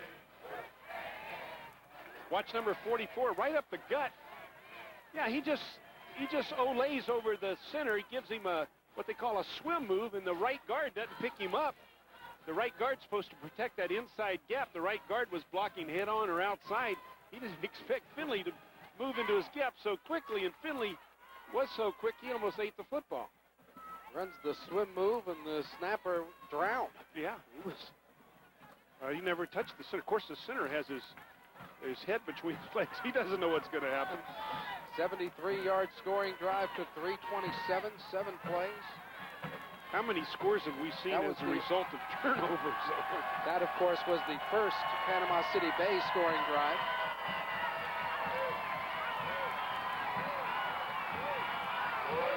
.5:27 to go, third quarter. Bradenton Southeast taking advantage of the turnover to go in for the touchdown. Kickoff driving. You can't run him out of the end zone, and that one broke the plane. So the ball will be at the 20-yard line as Daniel Boyd really got a leg into that kickoff. Now, Coach Meckley said Boyd was a real valuable member of his team, and you can see why. Let's check out the scoring drive for Bradenton Southeast to take the lead. 36 yards on 5 plays after the turnover. With a nice 16-yard swing pass that really opened things up to McMillan, who ended up scoring the touchdown as well.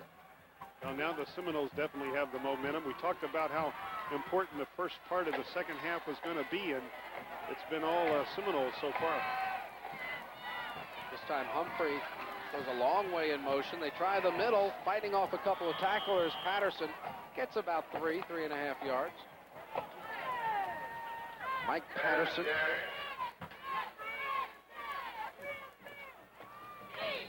He's a junior, 5'10", 170-pounder.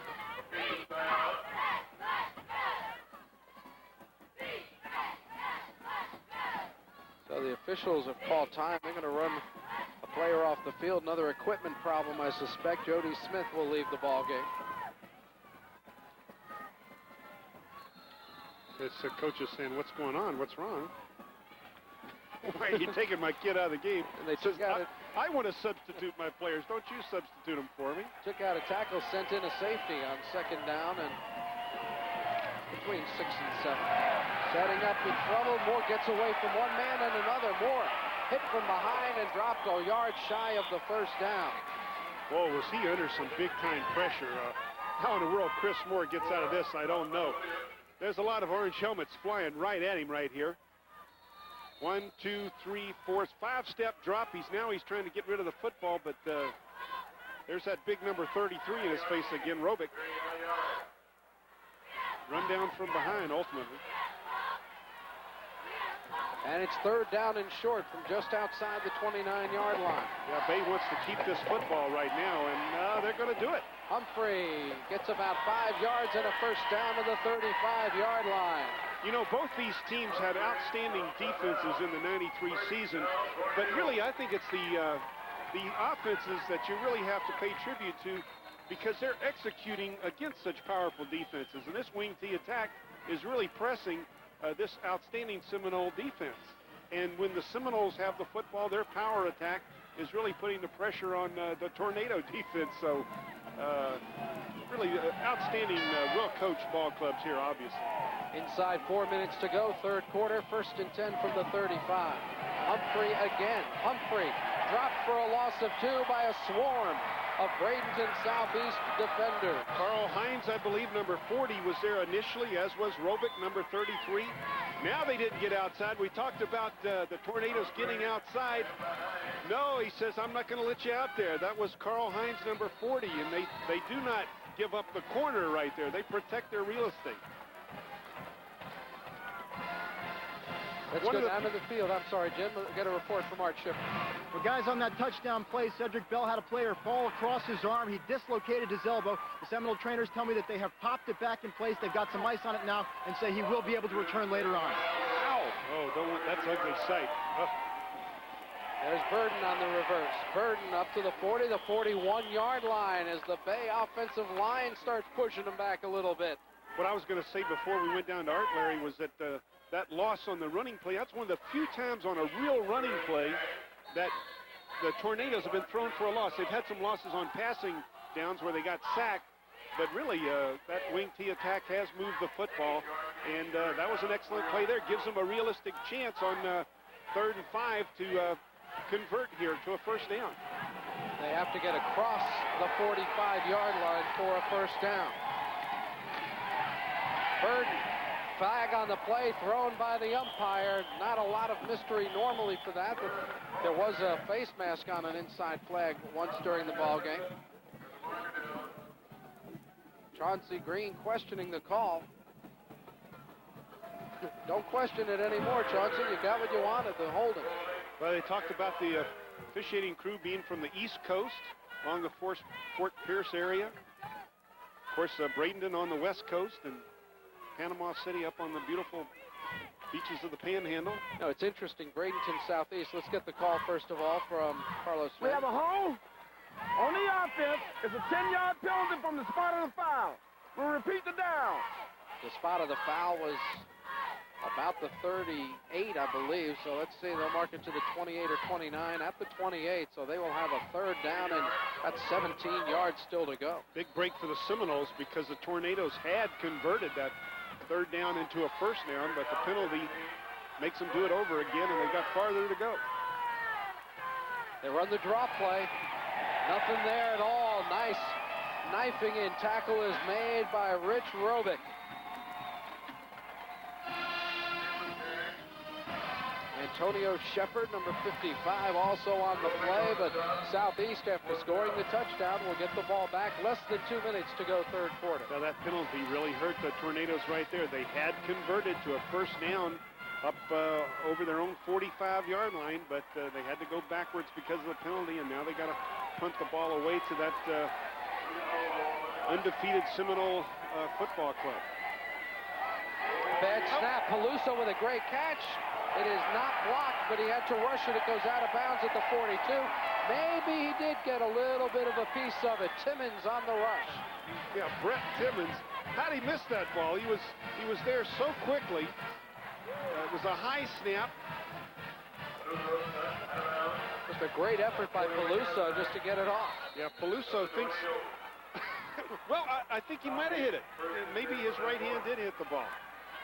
Nonetheless, a tremendous field position for the Seminoles. And Peluso is limping. Ball at the 41-yard line. On the drop play. Running left side and getting a couple yards is McMillan down to the 39. Roundtree in on, check the tacklers on that play. It was Pittman.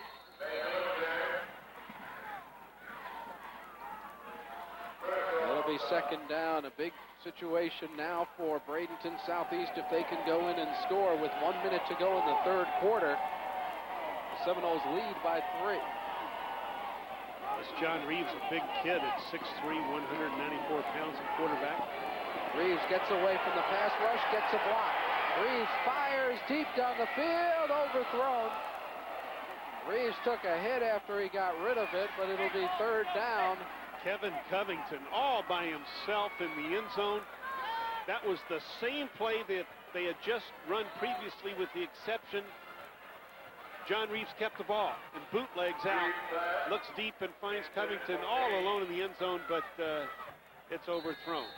There's that fake draw that time. Now he's all by himself. Gets a nice block by Deshaun Johnson. Look at Covington. No! They can't quite get it. Out of the shotgun on third and long. Again, they set up the screen. It's caught by McMillan. McMillan needs a block. No, he doesn't. He avoids the man on his own. Daryl McMillan all the way to the end zone, but a flag is thrown at the 14. And it'll probably be offensive holding, but still a big play for Daryl McMillan and Bradenton Southeast. Just a beautiful screen, and Ronnie Houston, number 67, does an awesome job in the open field with his block, but I think it might be a block in the back or a clip or something like that. This is set up beautifully. Now you got to watch a great block by Ronnie Johnson, number 67. Well, it's out of your screen. Ooh, there was a peel back block there too. Who was that? Watch this. Oh, there's the block in the back, or holding. Who they call Covington? I think they called Covington, number 5. It'll be from the spot of the foul, so it should still be a first down. We have a hole on the offense. We have a foul. We're going to penalize from the spot of the foul. It'll still be first down. So they move it down to the 14. Covington blocking downfield. Yeah, there it is, right there. Number 5, Kevin Covington, with a little push.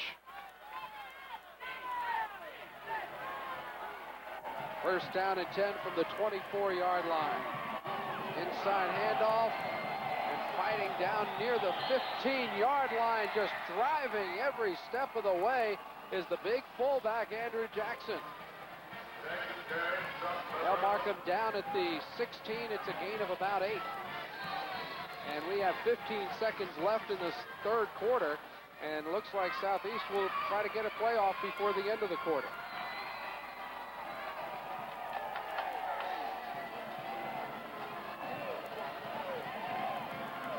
Up the gut. Driven back, still on his feet. Jackson tripped up and goes down at the 17-yard line. Gordy Pongratz, number 76, doing a beautiful job at the point of attack right there. The junior defensive tackle shut that one down. It'll be a loss of a yard. It'll be 3rd down and 3 when we begin the 4th quarter in the Florida 4A state championship game. Bradenton Southeast with a 3-point lead as we head to the 4th quarter. And we'll be back after this break. You're watching high school football action on Sports Channel.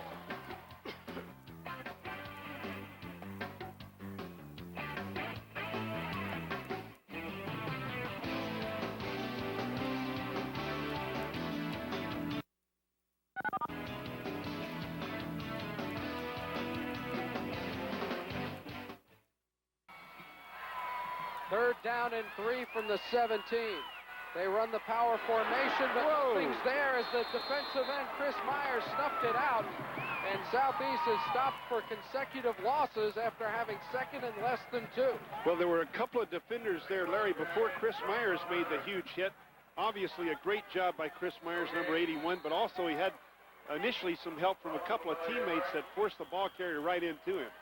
Well, they started to send the field goal team and Daniel Boyd out on the field for a 35-yarder. He has more than enough legs for that, but remember, they just had an extra point blocked, so Paul Meckley has called timeout to talk it over and see if they want to go for it here. They need less than right around 2.5 to 3 yards. They do not have to quite get to the 14-yard line for the first down. Well, Coach Meckley thinks he's got a great kicking game. There's no breeze here tonight, or a slight breeze. There'll be no help or disadvantage to the kicker at all via the wind. So it's just going to be all leg. Boyd only a sophomore. Yeah, watching him in the pregame, he hit a 50-yarder. This is 35, well within his range. Obviously, he's got to get blocking at the point of attack or the point of the snap, which is where the blocking broke down on his extra point attempt. Yeah, it was Kevin Finley right over the middle on the last block. Bradenton Southeast leads by 3. There's the placement. The kick has plenty of leg, but he hooked it to the left. No good. So Panama City Bay holds on from around the 15-yard line. They get the ball back, down by 3 with 11:29 to go in the game. Yeah, and it makes it more of a nail-biter, doesn't it? With a 3-point lead, it could have been 6, but it wasn't to be for the Seminoles right there. What a great high school football championship battle we have here. As you look at Southeast out of Bradenton, leading Bay out of Panama City 20-17, and both of these teams fighting for a state championship. So they'll start at the 20-yard line, will Panama City Bay. Right up the gut, nothing there. It is snuffed out big time by Reggie Williams. Reggie Williams at 6'2", 25, another junior. My goodness, how many underclassmen are starring in this game on both sides of the line of scrimmage for both ball clubs. That time, Reggie Williams winning the battle. They'll mark it for no gain whatsoever right on the 20-yard line. 2nd down and 10. Clock running, 11 minutes to go in the contest. Panama City Bay's Ryan Fleming, pretty good place kicker. Field goal with time. On the option, coming right side. Beautiful tackle is made out on the corner by Derek Payne, and Matt Pittman gained nothing. Yeah, Derek Payne, another little cornerback at 5'11", 177. These defensive backs can make the tackle in the open field, can't they? You look at Chauncey Green forcing the pitch. Fighting off the block is Payne, and then making the tackle too. There you see Payne, he and Charlie Brown, the 2 senior corners. Real keys in that secondary, along with that terrific junior, Reggie Davis, who has 2 interceptions today. On 3rd and long. They fake the delay and drop for a loss as Moore is getting in there quickly to make the play for the defense of Bradenton Southeast. Is their right end, Carl Hines. And also Chauncey Green and Rick Robick. The outstanding linebacker, 33, Robick, and Green, number 45. Nice fake initially, but oh no, he says, you're not faking me out. Hines is all over him. And now Panama City Bay will have to kick from near the goal line. The ball located at the 11 officially.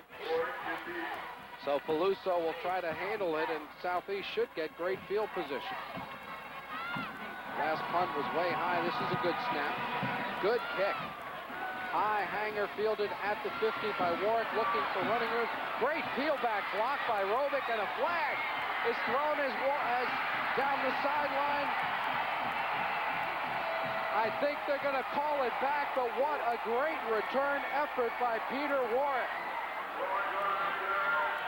Rovick made a great block, and an official not on the play throws a flag. Yeah, the official closest to it let it go, and the official near us on this sideline said, no, I'm going to call it. Here we go. Watch number 33 on the block. Right there. Oh, no. I think I would have let that one go. I would have to let that one go. They say if you get the helmet inside the shoulder, it's not a clip, and that was clearly inside the shoulder for Rovick. And instead of the ball at the 2-yard line, Bradenton Southeast will be backed up all the way to about the 33, because that's 15. We have a clip on the return, 15 yards from the spot of the foul. Well, sometimes they look at the head, too. Even his shoulders were in front of the defender's shoulders, but maybe they said, well, his head was to the back. I don't know. That was tough break for Warwick, number 9, with a brilliant return. Always to the goal line he was, wasn't he? And now timeout is called. There was confusion on the field because Anwar Stewart was shaken up near midfield, and the officials never gave him a chance to get Stewart off the field, so he's hanging out over there on the southeast sideline. Finally, the officials stopped the play and let the injured player get off the field. 9 minutes to go.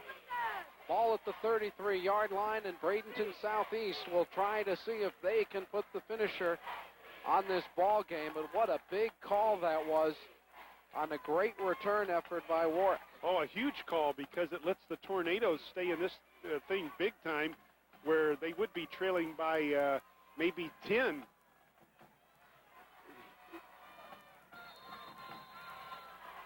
No. Oh, maybe that's the clip. No, we saw the official throw it earlier on Rovick. That could have been called as well, but it wasn't. But it was at midfield they called on number 33, Rovick.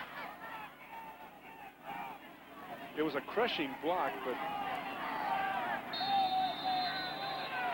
Well, we've gotten through all that. The officials have stopped the play twice. Now I think they're going to let him go ahead and get started from the 33-yard line. On the option, running right side, plenty of room. And then popped out of bounds is McMillan near the 47, but he picks up 13 and a first down. Nice execution on that option play that time. Calvin Franks on the big hit along the sideline on McMillan. That's one of the few times really tonight we've seen the option executed where the pitch was made, you know, and that's a tribute to the Tornado defense that they denied that option, that pitch to the tailback. They denied the Seminoles from having that. Bradenton Southeast gets confused on a substitution, and with 7 seconds on the play clock, they'll have to burn a timeout. Ball at the 47-yard line, and apparently the personnel didn't match the play, so Bradenton Southeast will talk it over and see how they want to continue with this drive. The broadcast rights to today's telecast have been granted to Sports Channel Florida by the Florida High School Activities Association solely for the entertainment of our audience. Any reproduction, retransmission, or other use of this program without the express written consent of Sports Channel Florida is prohibited. Along with Art Schifrin and Jim Yarbrough, I'm Larry Vitale. Glad you're tuned in. Wherever you're watching Florida High School Championship football action, we have 8:39 to go in this 4A title game. Bradenton Southeast 14-0, leading Panama City Bay at 12-2 by a score of 20-17. Well, we've seen some great hits too, haven't we? These kids really going after it right now. They're fighting tooth and nail out there. Two wide receivers, tight end on the left side on first down. Second man, that's the fullback, Jackson, hurdling a defender, and he gets it up to about midfield. Give him 3. Kevin Finley with another big hit from his inside linebacker position. I guess with Calvin Parks and Kevin Finley playing inside linebacker for you, defensive coach can sleep pretty well at night. Those kids are as tough as you'll find playing inside linebacker in high school football in the state of Florida. Both around the 6-foot mark. Parks a little taller at 6'2", both at 190 pounds, and looks like we got another wounded soldier down there.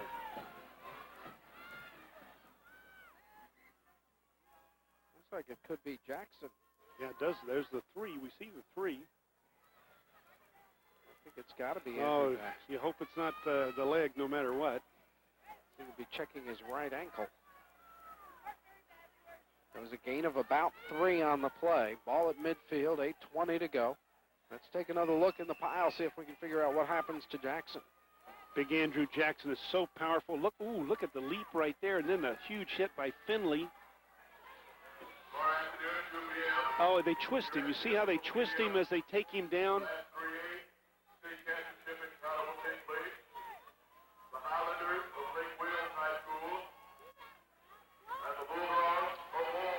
Jackson's had a good game, averaging over 11 yards a carry, 90-yard ball game on the ground for the Indians, or the Seminoles of Bradenton Southeast. Kind of looks different seeing people in orange and blue doing the tomahawk chop. That's something I didn't see. I think I'd live long enough to see. How about an 11-yard per carry average? That's an awesome stat in the state championship battle, isn't it? For a fullback, particularly. They've not gotten the ball to him as much as they wanted to. Oh, my goodness. Looks like he's really favoring a leg there. I don't know that he'll be back.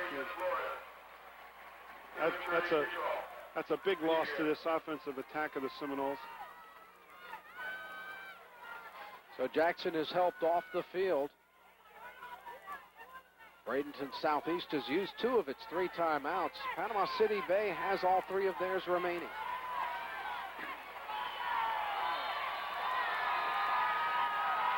From the 50.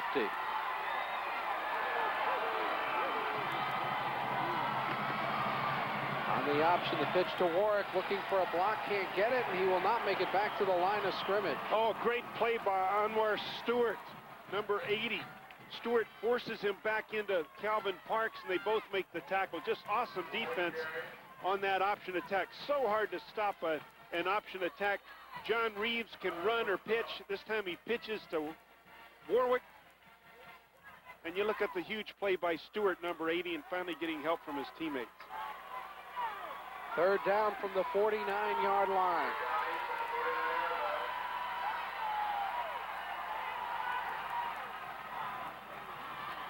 They've thrown the screen a lot. This time they do a delayed inside handoff. McMillan gets away from a couple, but can't get away from the 3rd man. And the 3rd man in is the backup fullback, Mike Patterson, to make the tackle. It's 4th down. And Michael Patterson in the open field, a junior, another underclassman, making a great play. Larry, you know, one thing that's impressed me about this battle is how tough these kids are playing, how hard they're playing, but yet how clean and first class they're playing. It's 2-class outfits out here right now. You don't see any shoving or pushing, but they're knocking each other out before that whistle blows. Well, when you have veteran coaches like Paul Meckley and Jim Scroggins, you get well-played games. Nice job handling the poor snap by Reeves. Caught by Pittman, nowhere to go. He's buried at the 15-yard line. Great coverage downfield quickly by the safety, Reggie Davis, and then he got plenty of help racking up Mac Pittman. Yeah, another great play by Reggie Davis, a young man that had 2 interceptions in the first half. He comes right back here, and that's a big play.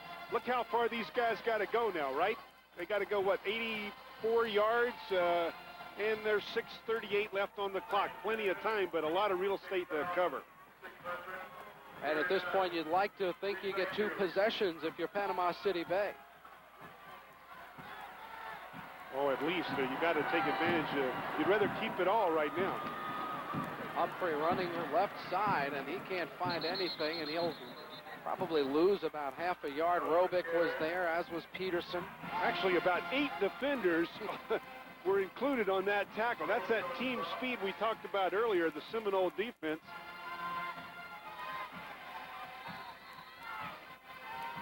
Humphrey's got to be a tired warrior there, too, carrying that ball, taking those hits.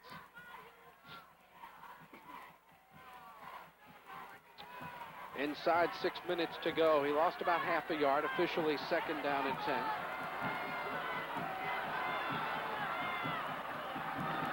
They fake to Humphrey. Moore wants to throw. Now he steps up, runs with it. He's got the 20 and out of bounds at the 25. He stepped out of bounds a yard and a half shy of first down yardage. Yeah, he needed to get upfield. Reggie Davis was closing on him, number 11. But Chris Moore thought, well, I'll just step out of bounds right here, and I really think he could have picked that up. Mentioned Brian Humphrey, 12 carries in this ball game. He has 45 yards. A lot of guys have done the toting today. Mac Pittman, Patterson, Burden have all carried it. Finley early in the game was their top runner, but he hasn't carried the ball, I don't believe, since halftime. 3rd down and a long yard. On the option, Moore spun around but hits the ground at the 27. I think that's enough for the first down as Reggie Davis knocked him off balance. Well, nicely done. They fake the dive, run the option. Reggie Davis making the open field tackle. Then you're going to see Chris Moore come right at you. 360 out from behind the center, fake dive. Keeps the ball himself. Reggie Davis tries to grab the jersey but doesn't get it. From the 27, 5 minutes, 15 seconds to go in the championship game. Panama City Bay a long way from the end zone. 73 yards to be exact. Running right side and a loss as they're knifing in Reggie Williams, big number 90, to take out Brian Humphrey. The Seminoles really crowding that line of scrimmage right now. They want to shut down the running game. They know that the Tornadoes don't have that effective a passing game. They're really crowding the line of scrimmage. Look at the penetration right there. There you see big number 90 making the tackle, Reggie Williams. Clock continues to run, 4:40 to go in the contest. Remember, Panama City Bay has all 3 of its timeouts. Look at those 5 down linemen right there. They're going to be firing across and trying to destroy that attack. They go up the gut, and Pittman gets maybe 3 yards, but it'll be 3rd and 9, and the clock will continue to run. Panama City Bay doesn't throw it a lot, but they do have over 1,000 yards and 8 touchdown passes. And you get the feeling they're going to have to throw the football to win this game. Well, they're also looking at 3rd and 10, aren't they? So with 4:09, you got to believe they got to put the ball in the air right now with at least 9.5 yards to go to convert to first down. 8 on the play clock as they break huddle. Chris Moore, the senior leader, trying to keep it going. 1 second to get the snap off. They barely made it, and it didn't help them as Moore is spun to the ground by Robick on a quarterback sack. What a play by the monster inside linebacker, Rich Robick. They'll have to punt it and try to use their timeouts to get the ball back from Robick and Bradenton Southeast. Now, I don't know that he was even blocked. It might have been a misassignment. I can't believe he could shoot the gap so quickly like that and defeat a block. However, no, it doesn't matter, but he got back there and got it done. So on 4th down, they'll punt it away and turn to their defense. Peluso nailed it. Warwick back at the 33-yard line, surrounded by red shirts, goes forward for about 6 on the return. And that's where Bradenton Southeast will try to run the clock, and Panama City Bay will try to stop them cold. Let's go down to the field to Art Schifrin. Andrew Jackson has suffered a partial dislocation of the kneecap. One of the assistant coaches asked him, can you go 5 more minutes? He says yes. The trainers are not sure whether he'll be able to come back in. They have icing him down right now, and they're going to check him out and see if they need him back in the ball game. Partially dislocated kneecap. If he goes back out there, you give him the red badge of courage.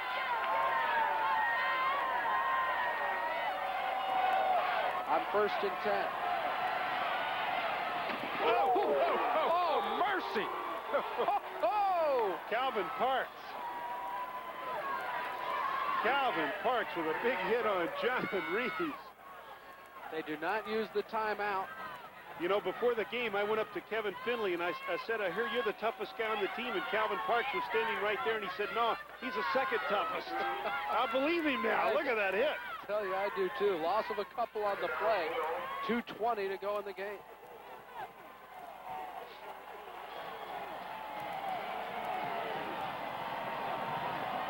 Southeast trying to make sure the clock runs as long as possible. On the delay, McMillan can't pick his way through traffic. He'll be dropped at the 36-yard line. Oh, that's championship defense, isn't it? At a time when they really had to shut down the opponent, and they're going to shut down the clock right now, too. They really have to stop the clock and the Seminoles. Boy, what a kick by Peluso to set this all up, though. They don't have a chance unless he hits a moon shot, and it was about a 50-yard kick.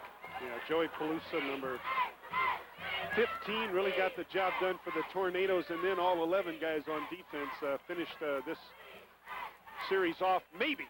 I mean, it is 3rd and 14, and the Seminoles can throw that football. We've seen them do that, so they got a chance of picking up this first down, but the odds are with the defense right here. And that's a tough call, what you're going to do about it. There you see the Bay offensive linemen talking to each other, saying, guys, remember all those pass blocking techniques they taught us? We're going to have to break them out of the mothballs and put them to work. Yeah, occasionally you'll dump the ball out to the flat or to a wide receiver with a wing T, but basically it's a running offense. And now the tough question for Paul Meckley, do you put the ball in the air to try to get the first down, or do you make sure that Panama City Bay uses another timeout? They've set up the screen with some effectiveness in this ball game. Back to throw, quarterback draw. Oh, he lost the... No, he didn't. I thought they stripped the ball of him.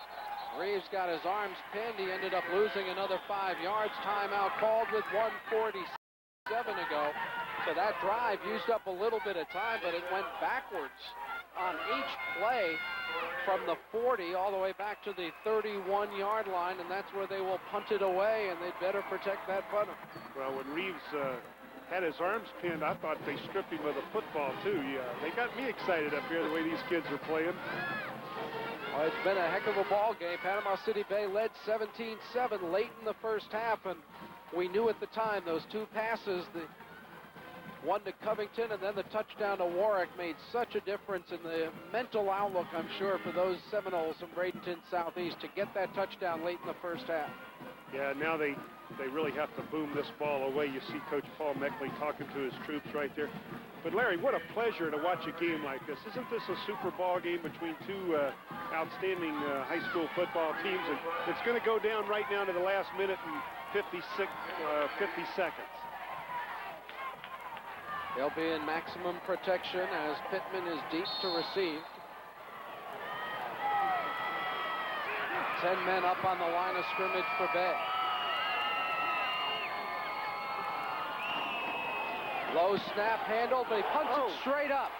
Reeves kicked it straight up the chute. Oh, he gets a bounce, though. He got a bounce. At least it didn't bounce backwards. But look where the Tornadoes will have the football. An 11-yard punt to the 42-yard line. Panama City Bay 42 yards from the state title. The Seminole defense comes out on the field. This is the way you want big games to end. The clock starts running in high school on change of possession. So we're inside a minute 30 already. Are they going to be on the ground, or do they put the ball in the air? Only one timeout left. I think you have to put it up. Moore steps up, fires. It's batted down. I think Timmons got it, but a flag on the play thrown by the umpire. Bradenton Southeast is applauding. It's got to be holding. Yeah, Carl Hines is saying, somebody grab me right there, number 40.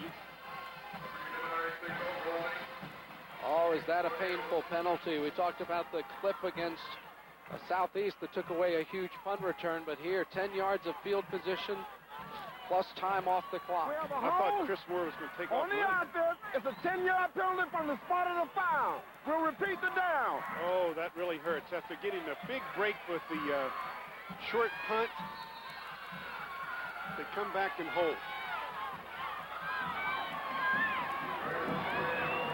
On first and long, they pick up the blitz. Moore pumps once, looking deep down the sideline. Excellent coverage, stride for stride as they tried to throw it over the cornerback.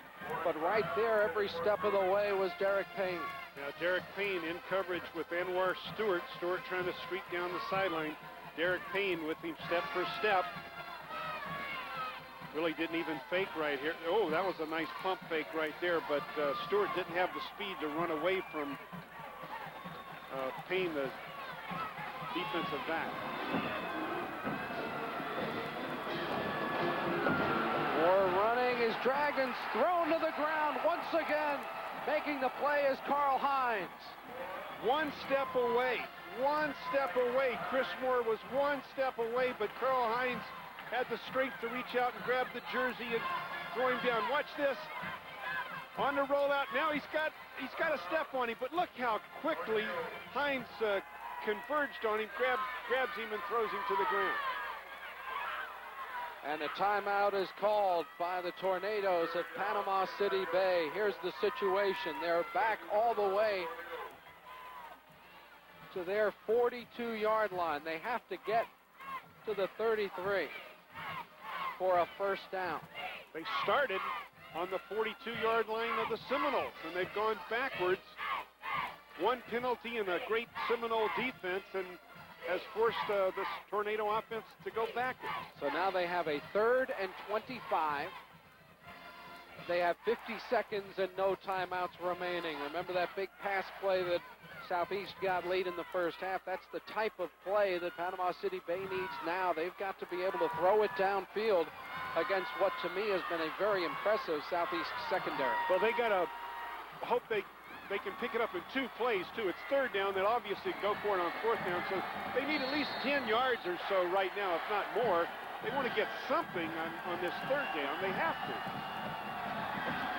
Quick step. They wanted to run a hook and ladder play. Stewart was going to hook up and then pitch it to Burden, coming around the backside, but you've got to connect on the pass for that to happen. Injured player for Bradenton Southeast with 47 seconds left in the game. Well, they had to get something done on 3rd down, and they got shut down, so they're back to 1 down. This thing's going to be over with the injury on the field to the Seminole. It's going to give the coaches along the sideline for the Tornadoes a bit more time to think about what they're going to call on 4th and forever, really. 4th down and 25. They need to get inside the 33-yard line of Bradenton Southeast. The Seminoles with a chance to get extra DBs onto the field if they want. Appears they've got a 5th, maybe a 6th defensive back in the lineup right now. I'd come with the heat, boy. I'd blitz them. And they got 4 down linemen. Actually, they got the linebackers dropping back. Timeout. Seminoles are calling timeout. They want to get organized on defense. They also wanted to see what kind of formation that Panama City Bay came out in, perhaps. Yeah, that's right. Just like in basketball, you know, you do it at timeout, see what they're going to run.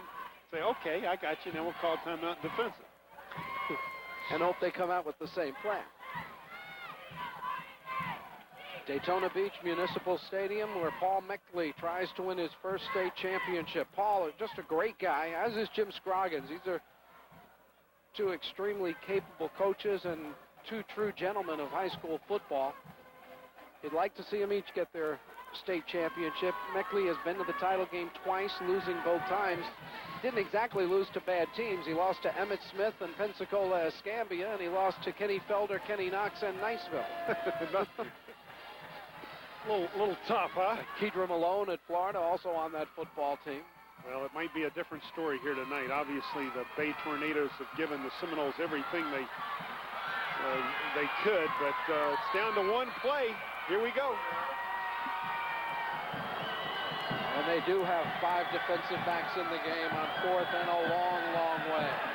4 steps up, over the middle, throws, incomplete. Over the hands of both Reggie Davis and the intended receiver. And all it's going to take is a couple of snaps to give Bradenton Southeast the Florida High School Football Championship. Tried to get the football to big Chris Myers, who's 6'7", 220-pound tight end. He's done a great job on defense as well, Myers has tonight, but that time the ball was just too high.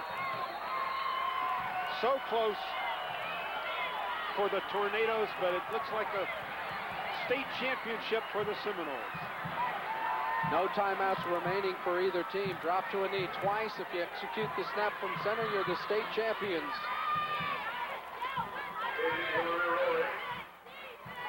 They've done it once.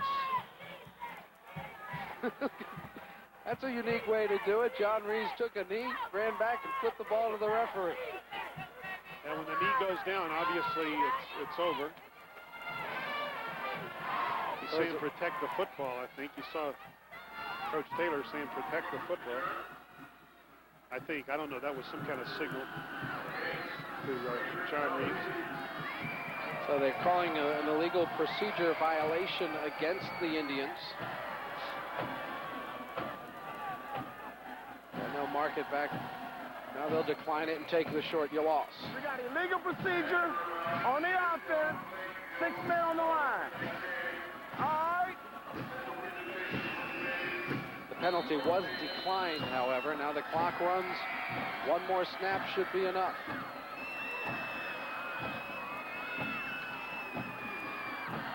There you see Reeves letting that play clock wind down. The clock is running. 25 seconds. There you see it. 9 seconds on the play clock, so he'll let that go down. 6 on the play clock. Well coached. That's how you do it.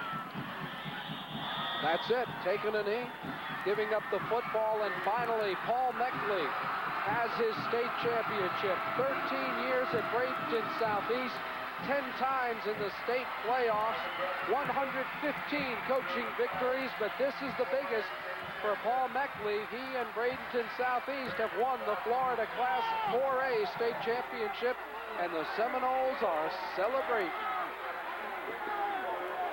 Well, certainly just great high school football. You'll not see athletes coached any better than these guys. As you see Coach Scroggins congratulating Coach Meckley.